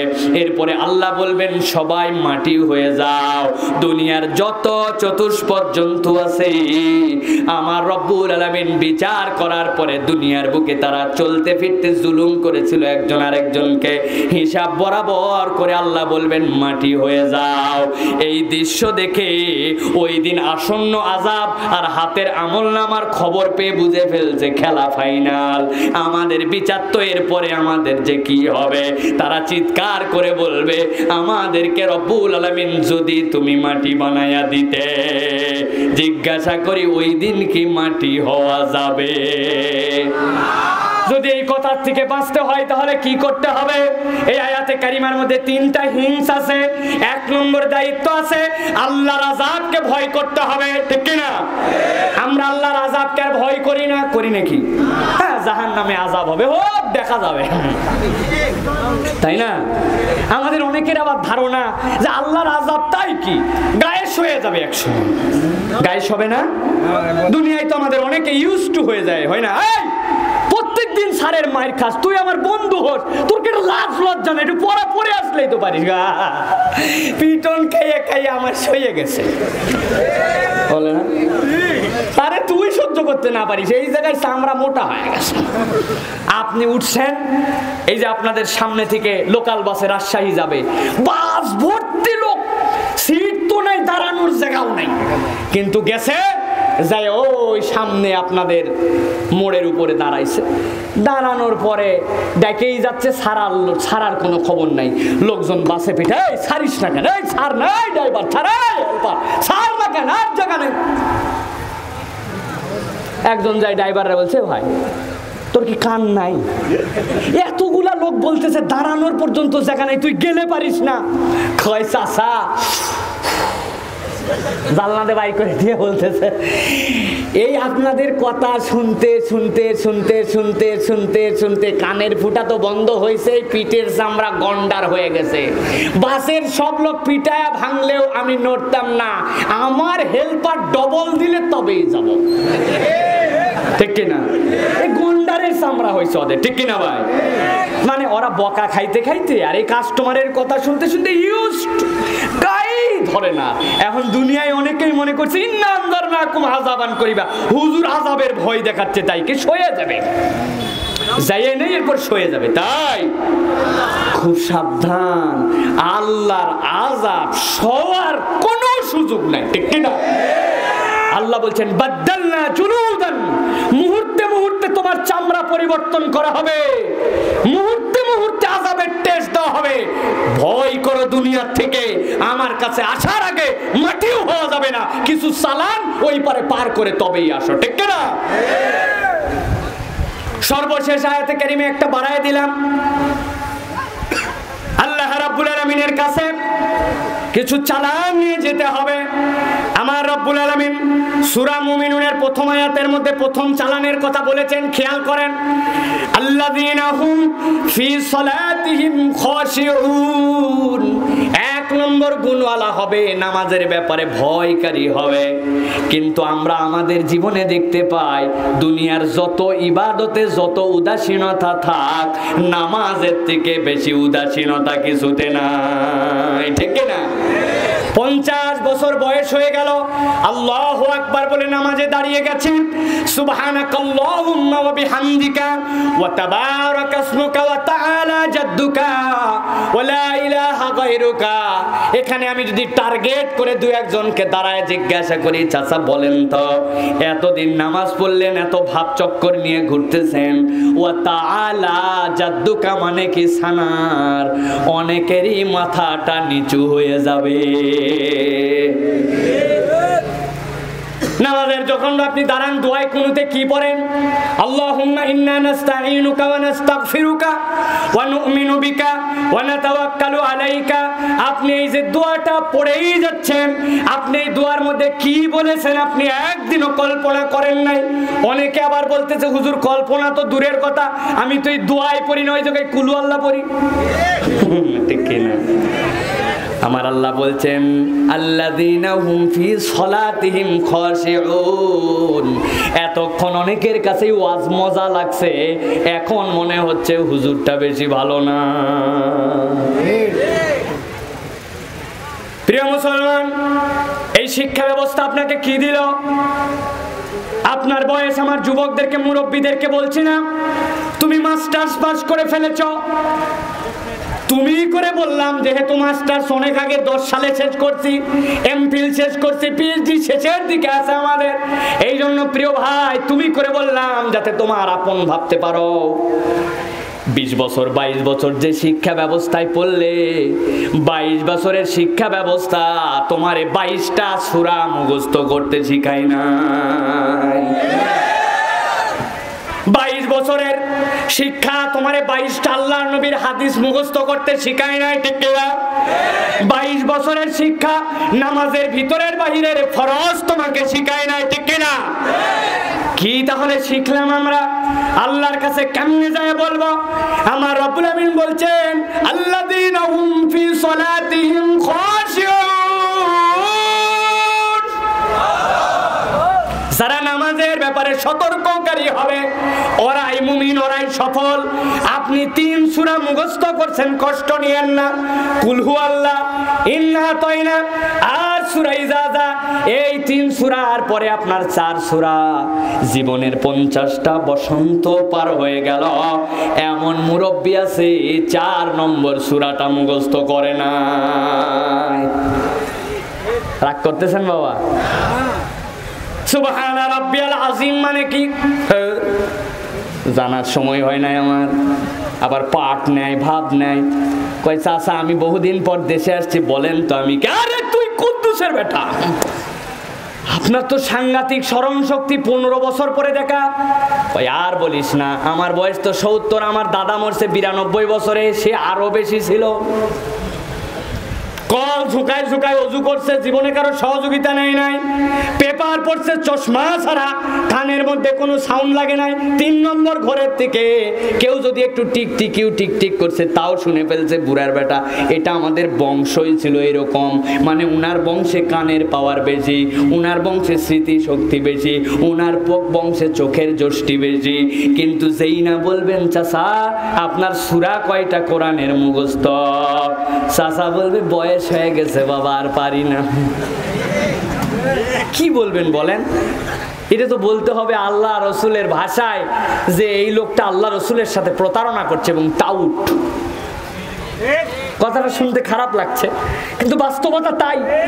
আপনি সমাজ বুঝলেন, সংসার বুঝলেন, দুনিয়ার সব বুঝলেন, পরপর 3 বারের চেয়ারম্যান আপনি, পেটের মধ্যে বোম মেরে দিলেও দেখা যাচ্ছে ইমামতি করতে পারবে না। আছে না ভাই? নাম হচ্ছে ইমাম। একজন ধাঁধা দিছে, কোন ইমাম জীবনে ইমামতি করে নাই? একজন বলছে এইচটি ইমাম। প্রিয় ভাইয়েরা, এখন আমাদের নামগুলাও এরকম হয়ে গেছে। এইচটি ইমাম বললাম খুব খুশি আপনি, কিন্তু আপনি আমি যে মুসলমান, মোহাম্মদ অমুক, আপনার আমার সালামের অবস্থা কি? প্রিয় মুসলমান, এবার আসেন সর্বশেষ আয়াত, আর সময় নাই, একদম শেষ। গভীর মনোযোগ খেয়াল করেন। কোরআনুল কারিমে দ্বিতীয় এরকম কোনো আয়াত নাই। কোরআনে এক আয়াতের রিপিট একটা 26 বারে পর্যন্ত আসছে, অনেক আয়াত বারবার আসছে, কিন্তু এই আয়াতে কারিমা 2টা আসছে একবারই। কথা সাংঘাতিক। গভীর মনোযোগ খেয়াল করেন। আমার রব্বুল আমিন সূরা ফজর 24 নম্বর আয়াতের মধ্যে দুনিয়ার মানুষের জন্য জানাচ্ছেন, একজন এখন নড়বেন না, যাবেন না, যে জায়গায় আছেন দাঁড়ায় থাকেন। ভালো করে খেয়াল করেন। আমার আল্লাহ রাব্বুল আমিন বলছেন, ইয়াকুলু ইয়া লাইতানি কদ্দামতু লিহায়াতি।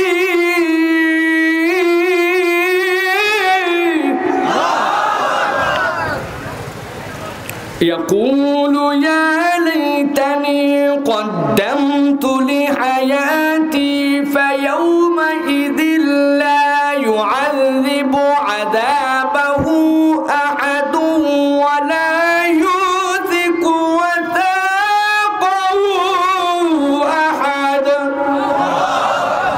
আমার আল্লাহ বলছেন, দুনিয়ার মানুষ খেয়াল করো, যত মানুষ আল্লাহর দপ্তরে দাঁড়াবে, এক শ্রেণীর আল্লাহর কাছে যে আফসোস ভিন্ন রকম হবে। ওই শ্রেণী আল্লাহর সামনে দাঁড়ায় বলতে শুরু করবে, ইয়াকুলু ইয়া লাইতানি কদ্দামতু লিহায়াতি। আয় রব্বুল আমিন, আমরা যদি আজকে তোমার সামনে আছে হাজির হইলাম, যদি আজকে তোমাদের করা লাগে, কনভার্ট করায় রিয়াল বানানো লাগে, ওই টাকা রিয়াল নিয়ে আপনি চলে গেছেন আমেরিকায়, আপনার রিয়ালের দাম নাই, ওইটাকে কনভার্ট করায় সেখানে আপনাকে ডলার বানানো লাগে, ঠিক কিনা? আমার আল্লাহ বলছেন, দুনিয়ার মানুষ দুনিয়ার জীবনের সাথে পরকালীন জীবনে যে আসবি, ওই জীবনে যখন আসবি, আমি আল্লাহ রব্বুল আলামিন বললাম, সেখানে আসার পরে কিন্তু তোর জন্য চলার জন্য চালান লাগবে, পুঁজি লাগবে। ওই চালানের নাম হচ্ছে সওয়াব। কি নাম? পরকাল তৎকালীন আমাদের জন্য যে কারেন্সি, ওই কারেন্সির নাম কি? চিৎকার করে বলেন কি নাম? সওয়াব। আল্লাহর কাছে একটা দল হাজির হবে, হাজির হওয়ার পরে বলতে শুরু করবে, ইয়াকুলু ইয়া লাইতানি কদ্দামতু লি হায়াতি, আয় রব্বুল আলামিন তোমার কাছে হাজির হইছি, কিন্তু এসে দেখতেছি আমাদের আমলনামায় কিছু নাই। আজকে যদি রব্বুল আলামিন তোমার কাছে কিছু পাঠায় আসতে পারতাম। আমার আল্লাহ বলছেন, দুনিয়ায় যত মানুষ যত ধরনের আফসোস করুক না কেন, এই আফসোস আল্লাহর কাছে যারা করবে, আমার আল্লাহ তাদের প্রতি এত ক্ষিপ্ত হবেন, এত বিরক্ত হবেন, এত কঠিন কথা আল্লাহ বলেছেন। আল্লাহ পুরা কোরআনের কোথাও এরকম কথা বলেন নাই। আমার আল্লাহ বলছেন, ফায়াউমা ইযিল্লা ইউআযিবু আযাবাহু আহাদ। এই কথা কোন বান্দা যদি আমার কাছে সে একবার বলে, আমি রব্বুল আমিন সাথে সাথে বলতেছি, ও দুনিয়ার মানুষ শুনে নে, দুনিয়ায় তোরে আমি 20 বছরের জীবন দিয়েছিলাম, তোকে 12 বছরে বালেগ করেছিলাম, 20 বছরের মৃত্যু, ওই 8 বছরের হিসাব আমি চেয়েছি। আমি তোর কাছে তো 100 বছরের হিসাব চাই নাই, আমি তোর জন্য 70 বছরের জীবন দিয়েছিলাম। যতটুকু বালেগ হয়েছিলি ওর মধ্যে তোর জন্য হিসাব চেয়েছিলাম। আমি তো নূহ আলাইহিস সালামের কওমের মানুষের হিসাব তোর প্রতি চাপাই নাই। তাইলে তুই কেমন করে আমার কাছে এসে ওই ক্ষুদ্র জীবনের যতটুকু অংশই থাক তার মধ্যে খেয়েছিলিস, চলেছিলিস, ফিরেছিলিস, কিন্তু আল্লাহর কাছে এসে কেন বলছিস আয় রব্বুল আমিন আজকে যদি পরকালের জন্য কিছু পাঠায় আসতাম? এই কথা যেই বান্দা বলবে, আল্লাহ তাকে 2টা হুমকি দিয়েছেন। কয়টা? কথা বলেন কয়টা? যারা জেগে আছেন তারা বলেন কয়টা? আমার আল্লাহ রাব্বুল আমিন বলছেন, ফায়াউমা ইযিল্লা ইউআযিবু আযাবাহু আহাদ। তার প্রথম সাজা হচ্ছে, আমার রব বলছেন যিনি আযাবের স্রষ্টা, যিনি কষ্টের স্রষ্টা, সেই রব্বুল আমিন বলছেন, আমি আল্লাহ এই কথা যারা বলবে তাদেরকে এমন শাস্তি দেওয়া দিব, আমি আল্লাহর থেকে বেশি শাস্তি কেউ দিতে পারে না। আল্লাহু আকবার। এই কথার ওজন আপনি বুঝছেন? ফায়াউমা ইযিল্লা ইউআযিবু আযাবাহু আহাদ, এই কথার ওজন বড় সাংঘাতিক। অর্ধেক ম্যাচ কাঠি ভেঙে গেছে, শেষ কাঠি এটা দিয়েই ধরানো লাগবে। চুলার মধ্যে ঠুকে দিয়েছেন, যেই না ঠুকেছেন ম্যাচের মধ্যে ফস করে বারুদ এসে চুলায় ধরাতে ধরাতে নখের এই 2 মাথায় একটু ছেঁকা লেগে গেছে। লাগলে যে কি জ্বলন, সাথে সাথে কানের লতিতে হাত দিছে, কারণ কান ঠান্ডা। এই ম্যাচের অল্প একটু কাছির বারুদ সহ্য করতে পারে নাই। আপনার কাছে জিজ্ঞাসা করি, ও প্রিয় ভাই আমার, এই যে দুনিয়ায় ম্যাচের মধ্যে যে বারুদের আগুন, এই আগুনের স্রষ্টাকে একটু জোরে বলেন না কে? এই কষ্টের অনুভূতির স্রষ্টাকে? যেই আল্লাহ এইটুকু কষ্টের অনুভূতি দিয়েছেন, এই আগুন বানাইছেন, সেই আল্লাহ বলছেন, ফায়াউমা ইযিল্লা ইউআযিবু আযাবাহু আহাদ। যেই আল্লাহ আমি আগুনের স্রষ্টা, যেই আল্লাহ আমি এই আযাবের স্রষ্টা, সেই আল্লাহ বান্দা তোকে বললাম, তুই যদি আসার পরে বলিস আমি কামাই করে আসতে পারি নাই, আমি আল্লাহ তোরে বলতেছি ওই দিন এমন শাস্তি তোরে দেওয়া দিব, আমার মতো শাস্তি কেউ দিতে পারবে না। আল্লাহু আকবার। দুনিয়ার বুকেও যদি আপনার ব্যালেন্স না থাকে, আপনার অ্যাকাউন্টের ব্যালেন্সের সাথে যদি আপনার হিসাবের মিল না থাকে, দুনিয়ার বুকেও আটকায় যেতে হয়। বোঝেন নাই, বুঝেন নাই, বুঝায় দেই। আগে ব্যাংকে টাকা জমা দেওয়া যাওয়ার জন্য যাওয়া লাগতো, আবার টাকা তোলার জন্য যাওয়া লাগতো। এখন ব্যাংকে টাকা জমা দেওয়ার জন্য যাওয়া লাগলেও ব্যাংকের থেকে টাকা তুলতে আর যাওয়া লাগে না। কি আছে পকেটে? ATM card. কি আছে? এটিএম কার্ড নিয়ে চলে গেছেন কাঁচের ঘরের মধ্যে। এটিএম বুথ চিনেন তো? মুরব্বীরা বুঝবেন না, যুবকদের পকেটে আছে। মোবাইলে আগে ব্যালেন্স চেক করছে, কত টাকা আছে, মেসেজ দিছে স্টার অমুক অমুক হ্যাশ 2500 টাকা মেসেজ চলে আসছে। এটিএম বুথের মধ্যে চলে গেছে, যাওয়ার পরে এটিএম বুথে ঢোকার পরে কার্ডটা এটিএম মেশিনের মধ্যে ঢুকাইছে, ঢুকানোর সাথে সাথে লেখা উঠছে ইনসার্ট ইউর পাসওয়ার্ড। 4 অঙ্কের পাসওয়ার্ড চেপে দিছে। এরপরে লেখা হচ্ছে ইনসার্ট ইউর অ্যামাউন্ট, আপনি কত চান আপনি লিখে দেন। চিন্তা করছে ঘরের ভিতরে কেউ নাই, দেখি তো আল্লাহর নাম কি হয়, যদি বাড়াই তো বাড়া, কি সমস্যা। বিসমিল্লাহির রহমানির রহিম 4000 আছে কত? সাথে সাথে লেখা উঠছে you insert the wrong amount, you have not sufficient balance, please insert the correct amount. সাথে সাথে ঠাস করে ঠেলে কার্ড বের করে দিয়েছে। কার্ড যে বের হইছে মনে করানোর জন্য ছোট্ট করে শব্দ করে দিয়েছে টো টো। কার্ড বাইর করে নিয়েছে, নিয়ে চিন্তা করছে একবার হয় নাই তাই কি, সূরা ফাতিহা পড়ছে একবার, সূরা ইখলাস 3 বার, দরুদ শরীফ একবার, হাসবি আল্লাহু লা ইলাহা ইল্লাহু আলাইহি তাওয়াক্কালতু। ফু দিয়া কার্ড ঢুকাইছে, insert your password, insert your account. আল্লাহ আগের বার কোন নিয়ত করছিলাম না, এবার নিয়ত করে নিলাম, যদি বাড়াই 1000 তাফসীর মাহফিল, 1000 মসজিদ, 1000 এতিমখানা, আমার খালি 3000। এবার চাপ দিছে ডাইরেক্ট 6000। আগের বার তাও কাঠ বের হয়েছিল, পরপর 2-3 বার যদি ধান্দাবাজি করেন মেশিন বুঝবেই লোক তো নির্ধারিত লোক নয়, টাউটামি করতেছে, মেশিন সাথে সাথে আপনার কাঠ খেয়ে ফেলবে, লেখা উঠে যাবে নিকটস্থ ব্যাংকে যোগাযোগ করেন, আপনার কাঠটি ফেরত দেওয়া সম্ভব হচ্ছে না। টু টু কিনা? আমার আল্লাহ বলছেন ইয়াকুলু ইয়া লাইতানি কদ্দামতু লিহায়াতি ফায়াউমাইযিল লা ইউযিবু আযাবাহু আহাদ। ও দুনিয়ার মানুষ, দুনিয়ায় সামান্য 2-2.5 হাজার টাকার হেরফের হইলে তোর কাঠ কোম্পানি তোর টাকা দিয়ে কাঠ পুষে মাসের শেষে বছরের শেষে 500 টাকা কেটে নেয়। আমি ওই ব্যাংকের সাথে কারবার করি বলে ওই ব্যাংক টিকে আছে, তোমার কাঠ তোমারে দেয় না, মেশিন খেয়ে ফেলে, ব্যালেন্সের হেরফের। ওই যে অনন্ত জীবন তোমার সামনে, আমার কাছে এসে বলতেছ আল্লাহ চালান নাই, টাকা নাই, আমি আল্লাহ তোমারে হুমকি দিলাম এমন শাস্তি দেওয়া দিব, ওই দিন তুমি হারে হারে টের পাবে। আল্লাহু আকবার। এইটুক বলে যদি থেমে যাইতেন আল্লাহ শেষ হইতো।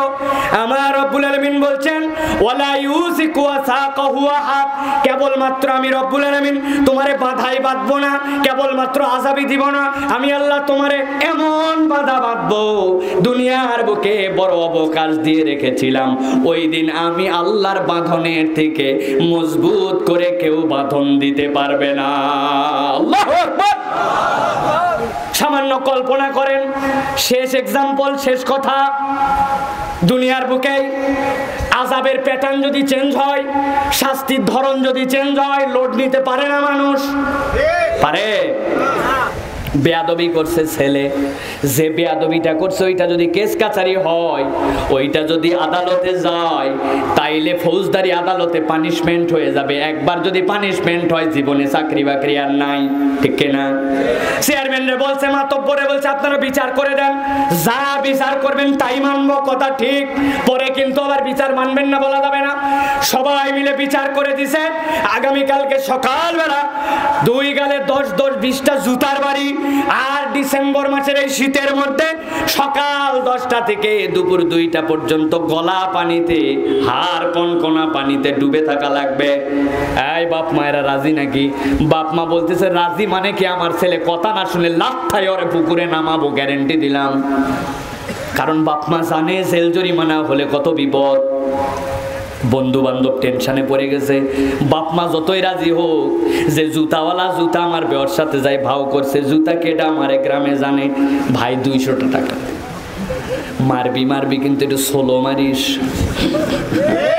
আছে না? জুতা না হয় সোলো মারালাম, কিন্তু পানির মধ্যে সোলো কেমন করে রাখবে? এক পুকুর পানি তো গরমও করা যাবে না, যাবে? কেমনে কি করবে, কেমনে কি করবে? দৌড়ঝাঁপ, অনেক কিছুক্ষণ পরে মাতব্বর টাতব্বরদেরকে রাজি করায় দোস্তের কাছে এসে বলছে, দোস্ত আমরা বন্ধু থাকতে তুই টেনশন নিস না, সকাল 10টা থেকে দুপুর 2টা না, মাত্র 20 মিনিট। দোস্ত তোরা ছিলি বলে আজকে, তাছাড়া আমি শেষ। আমি তো মনে করছি পুকুরের মধ্যেই আমি জৈমে কাঠ হয়ে শেষ। কয় দোস্ত আগেই খুশি হোস না, তবে একটুখানি কথা বলে দিস। ওনারা কি কথা বলছে, সকাল 10টা থেকে দুপুর 2টা পর্যন্ত গলা পানিতে, তবে মাত্র 20 মিনিট তোর শাস্তি পানিতে, কিন্তু সিস্টেম পরিবর্তন। কি পরিবর্তন? কই ওনারা বলে দিছে এখন তোরে ঘুরায় দিয়া বডি উপর দিকে থাকবে, শুধু কাল্লাটা 20 মিনিট পানির নিচে। টেনশন করিস না, উপর দিকে কম্বল পেঁচায় দিব, মোটা মোটা সুইটার লাগাই দিব, তুই কোনো চিন্তা করিস না, খালি 20 মিনিট পানির নিচে। রাজি? কই ওরে বদমাইশের বদমাইশ, এই আবেদন নিয়ে আসছো, উল্টা আমি জানাই দিচ্ছি যে খবর দাও, সকাল 10টা টু রাত 10টা মরদ রেডি। তাহলে দুনিয়ার ডাইমেনশনে 4 ঘন্টার বদলে 20 মিনিট, কিন্তু বডির বদলে মাথা যদি পানির নিচে দেয়, বান্দা রাজি হয় না। আমার আল্লাহ বলছেন, ওয়ালা ইউসিকু আসাকাহু আহাদ, বান্দা একবার কল্পনা করে দেখ, আমি আল্লাহ তোরে বললাম যদি এমন বাধা বাঁধব সহ্য করতে পারবি না, কবে সেই দিবস হবে, কবে সেই দিবসে কারা আসামি হবে?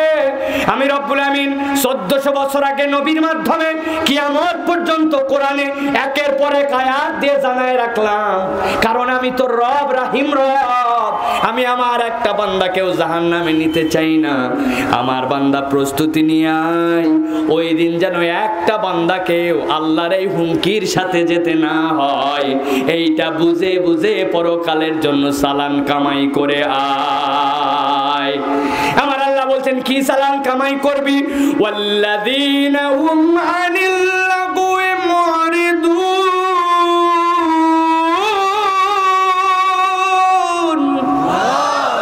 ওয়াল্লাযীনা হুম লিয-যাকাতি ফাঈলুন।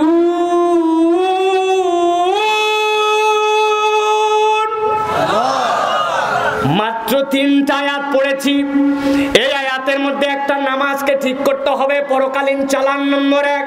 2 নম্বরে ওয়াল্লাযীনা হুম আনিল লাগwi মুরিদুন, মুখকে সামাল দিতে হবে, বাজে কথা, বাজে আচরণ, মিথ্যা কথা, আল্লাহ যে কথা বলতে মানা করেছেন ওই পক্ষে স্লোগান, ওই পক্ষে জয়গান, ওই পক্ষে মুখের ব্যবহার চলবে না। ঠিক না? তাইলে আল্লাহর কাছে ধরা খেতে হবে। আল্লাহ 3 নম্বরে বলছেন ওয়াল্লাযীনা হুম লিয-যাকাতি ফাঈলুন। এই সমাজকে যদি সুন্দর করতে চাও, আমি আল্লাহর দেখানো অর্থনৈতিক পদ্ধতির মাধ্যমে যাকাত আদায় করে যাকাত ভিত্তিক সমাজ কায়েম করতে হবে, যাতে করে সমাজটা বৈষম্যহীন, আল্লাহ রব্বুল আলামিনের পছন্দনীয় সমাজ হতে পারে। আল্লাহ আমাদেরকে কবুল করুক, বলেন আল্লাহুম্মা আমিন। আজকে যে আলোচনা হলো আমি আবার 30 সেকেন্ডে সামারি করে দিব যাতে মনে থাকে। প্রত্যেককে 3টা বিষয়ে 3টা শ্রেণীতে ভাগ করেছি, যুবক, ব্যবসায়ী, মুরব্বী। আল্লাহর প্রতি হামদ এবং সানা ঠিক হচ্ছে কিনা ভাবেন। নিজের জীবনকে পরিবর্তন করার জন্য, এই নিয়ামতের শুকরগুজার হওয়ার জন্য নিজের জীবনে চিন্তা করতে হবে। পরকালীন দিবসে এখনো হয় নাই, কিন্তু আল্লাহর কাছে কতকগুলো লোক আটকায় যাবে। আয়াত অস্বীকারী একদল, আরেক দল মুমিন পুরা হয়ে আসতে পারি নাই, আরেক দল শিরিককারী, আরেক দল নিজের আমল নামায় কিছু নাই। এই কথা বললে বিপদের বাজার। ওই দিনে যাওয়ার আগে এই চালানগুলা, এই খাসলতগুলা পরিবর্তন করতে হবে। কাজ অনেকগুলাই সফল মুমিনদের, 3টার কথা বলা হয়েছে। নামাজ সুন্দর করব, মুখ কোনো খারাপ কিছুতে ব্যবহার করব না, যাকাত ভিত্তিক অর্থনীতি যেন আমাদের প্রতিষ্ঠিত হয়। যাকাত আদায়কারী যদি আমি হই, তাহলে আদায় করে দিয়ে আল্লাহর এই সাম্য ভিত্তিক সমাজ যেন আমরা কায়েম করতে পারি। আল্লাহ তৌফিক দেন, বলেন আল্লাহুম্মা আমিন। আল্লাহ আমাদের সকলের আজকের আশা বসা কোরআন শোনায় আয়োজনকে কবুল করুক, আল্লাহুম্মা আমিন। ওয়া আখিরু দাওয়ানা আলহামদুলিল্লাহি রাব্বিল আলামিন। সুবহানাকাল্লাহুম্মা ওয়া বিহামদিকা আশহাদু আল্লা ইলাহা ইল্লা আনতা আস্তাগফিরুকা ওয়া আতুবু ইলাইহি। ওয়াসসালামু আলাইকুম ওয়া রাহমাতুল্লাহি ওয়া বারাকাতুহু।